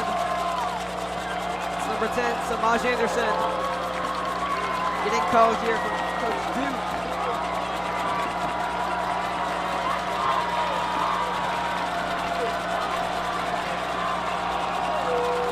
Jaden Whiteside here on the low snap. Whiteside gonna escape the pressure. Whiteside to the outside, he's gonna run for it. Whiteside is gonna be short of the first down. The quarterback keeper. Getting to the 41. 17 seconds left. They're gonna mark him out at the 43, actually. 43. Would you go for it here, Wesley? Man, I would actually. Well, if you're gonna do a play that takes a long time, because if it's a quick play and you don't get it, you're giving Walton time to go down. Right here, there's 4 more. The Raider crowd coming alive again. We go. Timeout, Walton. Here, their first timeout. The first timeout here, they're gonna have to discuss. This is probably one of the biggest play of the fourth quarter here. They need to stop Marietta. Oh man, this is why you come out to Raider Valley on a Friday night. It's starting to get cold outside, under the lights on a Friday night in Georgia in October. Oh, this is beautiful. Tie game, 17 seconds left. A big 4th down, 4th and 4 for Marietta. What will Walton do? Let's see what this team is made of.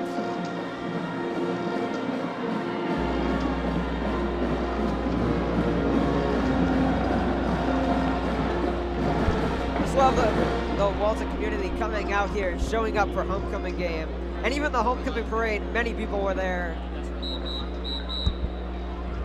Here, 17 seconds left here in the fourth quarter.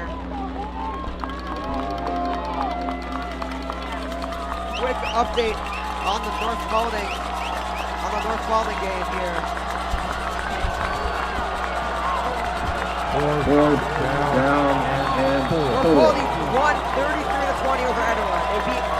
So we have to win this game if we want to get the home playoff game. Here's Whiteside, screen pass. It is caught, and he's short. Big tackle there.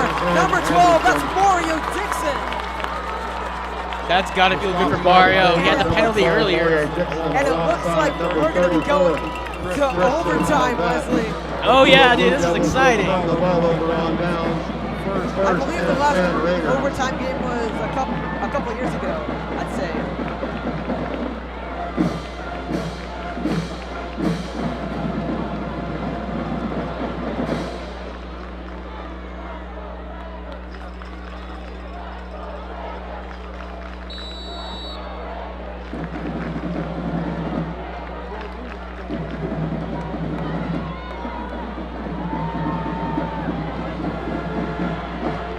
Here, 10 seconds left here in the fourth quarter. Will Walton get one more playoff? Possible here. Just got to watch the strip sack. Peacock's going to go for it. Peacock's going to run. Peacock to the 50. Peacock's got to get out of bounds. He does. 3 seconds left, but I don't think this is field goal range. This is way too far out, Wesley. No, but this is Hail Mary range for sure. They're gonna go for the Hail Mary to win it. Here, looks like Christian Andrews and Ethan Baker subbing in. Yeah, big play. Timeout called by Marietta with 3 seconds. Timeout called. Here, I believe it was Marietta who called it. That was their second timeout here. And Leslie, if we win this on the Hail Mary. You got to storm the field after that. Yeah. You might even Take see care of me your over body, here. your mind, and Take off the your headset, heart. run downstairs. Healthy choices that keep you in line. You've got to have marriage to adjust to it all. Your 100 is coming. You make the call. We are Plasker Chiropractic, your team and family chiropractor. Oh man, right here. It's gonna be the play of the game, man. One thing that you always gotta watch on these, especially against a Marietta team that's done it all night, is obviously, you know, you got the hype of, oh, maybe we get a Hail Mary. Worst case scenario is an interception in the end zone, nothing happens. But that's not the worst case scenario. The worst case scenario is you see Mary Cam, who's been an animal all night getting around the edge, strip sacking Peacock, and they can return that. They got to make sure they block Ham on the outside. All right, prevent coverage here from Marietta here. Here's the Hail Mary, Christian Peacock. Let's see if he can do some great blocks here. Peacock, he's going long. Peacock, it is incomplete, and we are going to overtime. But before that, we're going to go ahead and head the headset over to Lorelai Gunnels for her post-regular time report.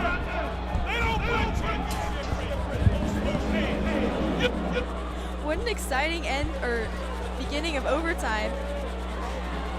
Walton is really putting up a fight here against Marietta in the end. They're tied right now 28-28 with Jordan Peacock having a deep, long receiving touchdown and Nori Thompson adding to the score with a rushing touchdown.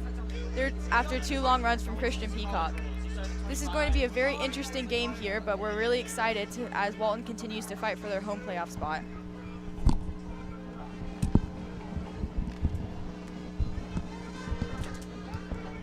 All right, so Sam, we're just minutes away from what is going to be a thrilling overtime game and what is just an absolute insane matchup between these two, and just the implications of it all. It's just in the region standings and all of that. One of the things that I'm kind of disappointed in the GSSA is moving forward, starting next season, is they're getting really rid of regions in a way. They're not officially getting rid of them, but in terms of playoff seeding, it really doesn't matter. It's only going to be the top 64 teams in each classification that get in, and then obviously each region winner automatically gets in. That's how they get it. But here's the thing, is this is a game that, for the most part, since we lost to North Cobb, we're not winning the region. Marietta is probably not going to win the region. These are the games that you're getting rid of if you're the GHSA. These are the games that next year won't matter as much. Obviously, this will be a marquee win in terms of both teams wanting to make the playoffs. But for both teams, it's not really going to be as big of a matchup in terms of maybe we can host a playoff game. Maybe we get a higher seed. But obviously with them getting rid of that next year, so we got to savor up every second of this because this is something that will be going away. Yeah, but also I think removing regions, it could also be a positive. Like, for example, some weaker regions teams that get in as the 4th seed don't really deserve to be there. Unlike a strong division that has some really good teams, like a 5th seed that doesn't make it in. I think removing regions could be beneficial in the end. But also, region games can be really competitive. See, I actually disagree. I think one of the things that's going to be sad about this is, well, for one, if you're a 4 seed, no hate, there's just not a lot of statistics that back up like a 4 seed making a run. It's kind of like when they expanded the cultural playoff. It's like expanding more teams doesn't really make it so that the teams that are like the 12 seed, the last team to get in, are more likely to get in than in a region where a 4 seed gets in. Just because there are weaker regions and stuff, it's still going to be dominated by the powerhouses, the Bufords, the Graysons, the Waltons. It's really not going to matter as much anyway. So really what you're getting rid of is these like meaningful playoff games in October, and what will instead just be a regular season game that obviously, like I said, has some implications in terms of resume, like what they do in college football, and that's kind of the point why I schedule these games. But it's not going to have as big of an impact. Yeah, and also to note here, the way overtime works here, it's like the college football rules. So each team starts at the 25. If they score a touchdown, the other team gets another chance to score a touchdown. And then after the second overtime, we do 2-point conversions. So it's going to be a very exciting overtime game. It's been the first overtime game since, it's been a couple of years since our last overtime game. Always excited to see all of them. Oh yeah, and it looks like Walton's going to start out on defense, so Marietta going to start with the ball. They're going to start at the 15-yard line.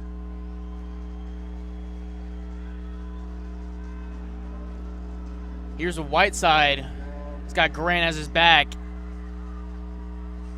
28-28, all knotted up here at Raider Valley.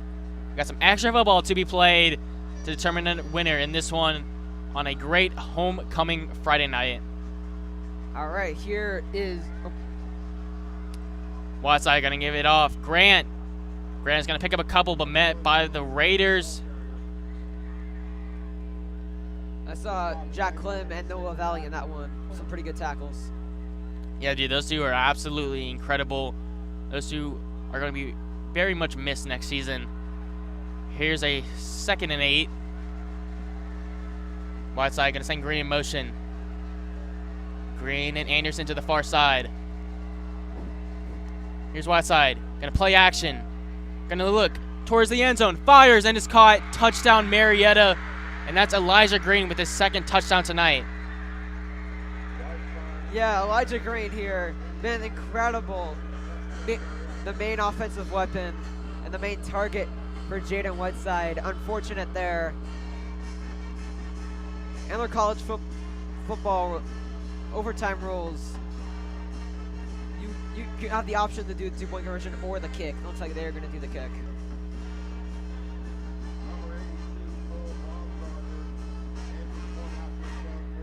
That was a beautifully executed play action pass.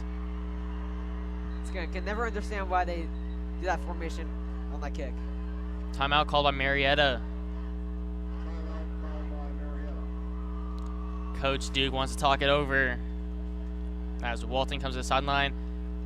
Well, so now if we're Walton, we know what we need to do. We need to go down and score a touchdown in order to keep the game going. Yeah, that's exactly right. We need some big plays here from Walton if we want to have hope of continuing this overtime. It's going to be a big extra point because barring a miss, that could be absolutely devastating for the Marietta team. As Walton, sorry about that, some technical difficulties. As Walton is ready, coming out of the timeout, as the offense led by Christian Peacock looks to respond after this scoring drive from Marietta. Christian Peacock absolutely been electric all night. Sam, what are you expecting out of Peacock? Well, for Peacock, I'd be expecting several of those QB run plays that we've seen multiple times. He's been incredible. None of the Marietta defense could stop him. I think that's what they're going to lean on.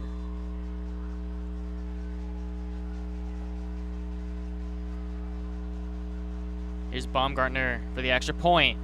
Dixon's blocked a couple kicks this year, but that one is up and good. 35-28, Marietta leads. So a tall tool here for Walton. They're going to have to score this touchdown. If they don't, they lose the game. Yeah, and we'll see what Christian Peacock, Jordan Peacock, and a lot of these younger guys are really made of. Haven't really been in these situations before, really as a team. I mean, we've had close games, but I don't think anybody here has experienced like a real overtime game in their high school careers at the varsity level. Yeah, definitely not here. Here's Christian Peacock here, leading his team at the 15.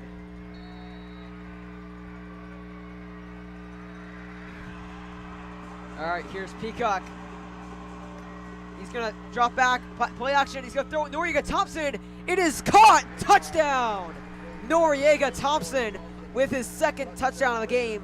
His 1st receiving touchdown. And Walton even the score and continue this overtime. Oh, man, I was kind of hoping they'd go for it. Just go for the win. Here's the replay. Beautiful play. Peacock has Thompson out of the backfield. And just a beautiful throw. All right, here's Daniel Strickland to kick the extra point.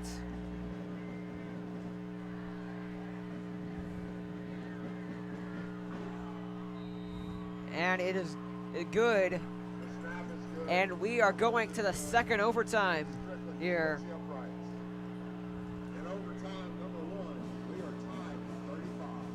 Here we're tied at 35. Just an incredible matchup here. I'll give you here the scores around the state. very soon. Richmond Hill beating Camden County 24-20. Norcross defeating Parkview 22-6. Denmark defeating North Forsyth 10-7. And then obviously Carrollton destroying Westlake 48-9. McEachern and Harrison here 28-21 and around the end of the third quarter. Pretty close game there. While Colquitt County upsetting Valdosta 18-17, their final score. Big upset there for Colquitt County. I've actually got another score around the state. Kell and Blessed Trinity, two teams, one from Marietta, one from Roswell, very local from here. One of the biggest games in the state, big region game in 5A. 3-0. Kell takes that one. What a low-scoring game, very different than this one. But man, what a defensive effort between those two. Yeah, honest here as the offense comes back out here for Walton. Walton scored on the first play of the overtime. Let's see if they can do it again. I think one of the things that benefactored Walton in that last touchdown was the fact that Marietta really stacked the box, didn't have that many guys out in coverage, which allowed Noriega Thompson to get wide open. Empty backfield for Christian Peacock. Noriega Thompson in motion. Coming back. Here's Peacock. He's going to take it himself. Peacock, big hit there.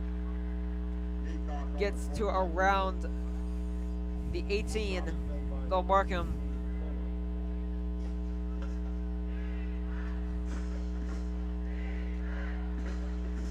Here is 2nd and 8 here on the 13.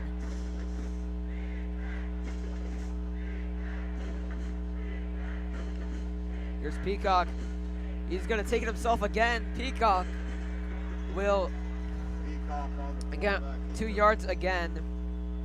Force a 3rd and 6. Tough play call here for Coach Bruner. I don't think they want to get the... I think they need to get this first down because the field goal isn't safe with this Marietta offense. Here's the Marietta away crowd showing up, surprisingly. Still staying here in overtime. Well, it's really more the band, just making these loud noises with their instruments. Here's 3rd and 7 here. Timeout called, I believe, by Marietta. I'm going to have to discuss things here. I want to talk about something. Nope, not a timeout. A little discussion with the coaches.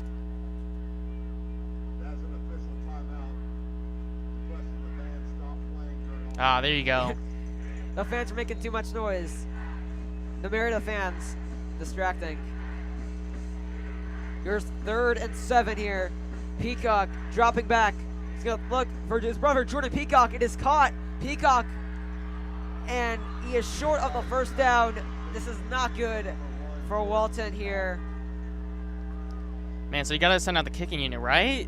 Or is Coach Bruner going to be a little risky? If I know Coach Bruner, he's going to go for it here. I hope he does. Oh, no, there comes the kicking team. No disrespect.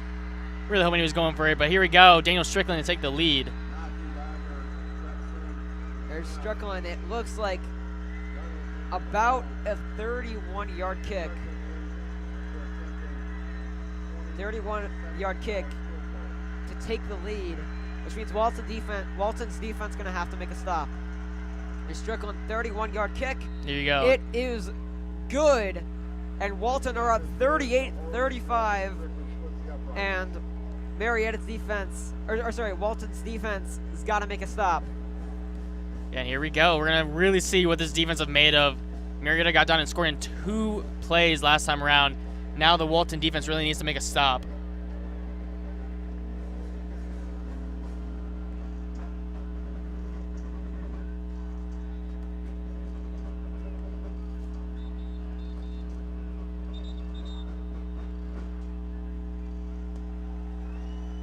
Well, here we go. Titus Grant, the running back. Jaden Whiteside, the junior, still in at quarterback, looking for a big win on his resume. Titus Grant, he's a power back. He can truck people. Big threat there. Here we go. Grant going to flip it to Green. Green trying to get to the outside. Does, and is shoved out of bounds at about the 10. Almost a dangerous play there. Great pressure there. From number 19, that's Jude Cascone. Playing linebacker. Second down. Here you go, second down, wide side. Gonna give it to Grant. Grant, oh, great tackle. That's Sam Strickland holding on with all of his might. And that's gonna bring up a third down. Yeah, stopping the power back, Titus Grant here. Marietta in a bad situation here. Gonna have to get this first down if they want to win this. I feel like we need a little bit more cowbell. Have you ever seen that SNL thing? Yeah. Oh, I can hear a little one down there. Here we go. Third down and 6. Let's see what Coach Duke has drawn up.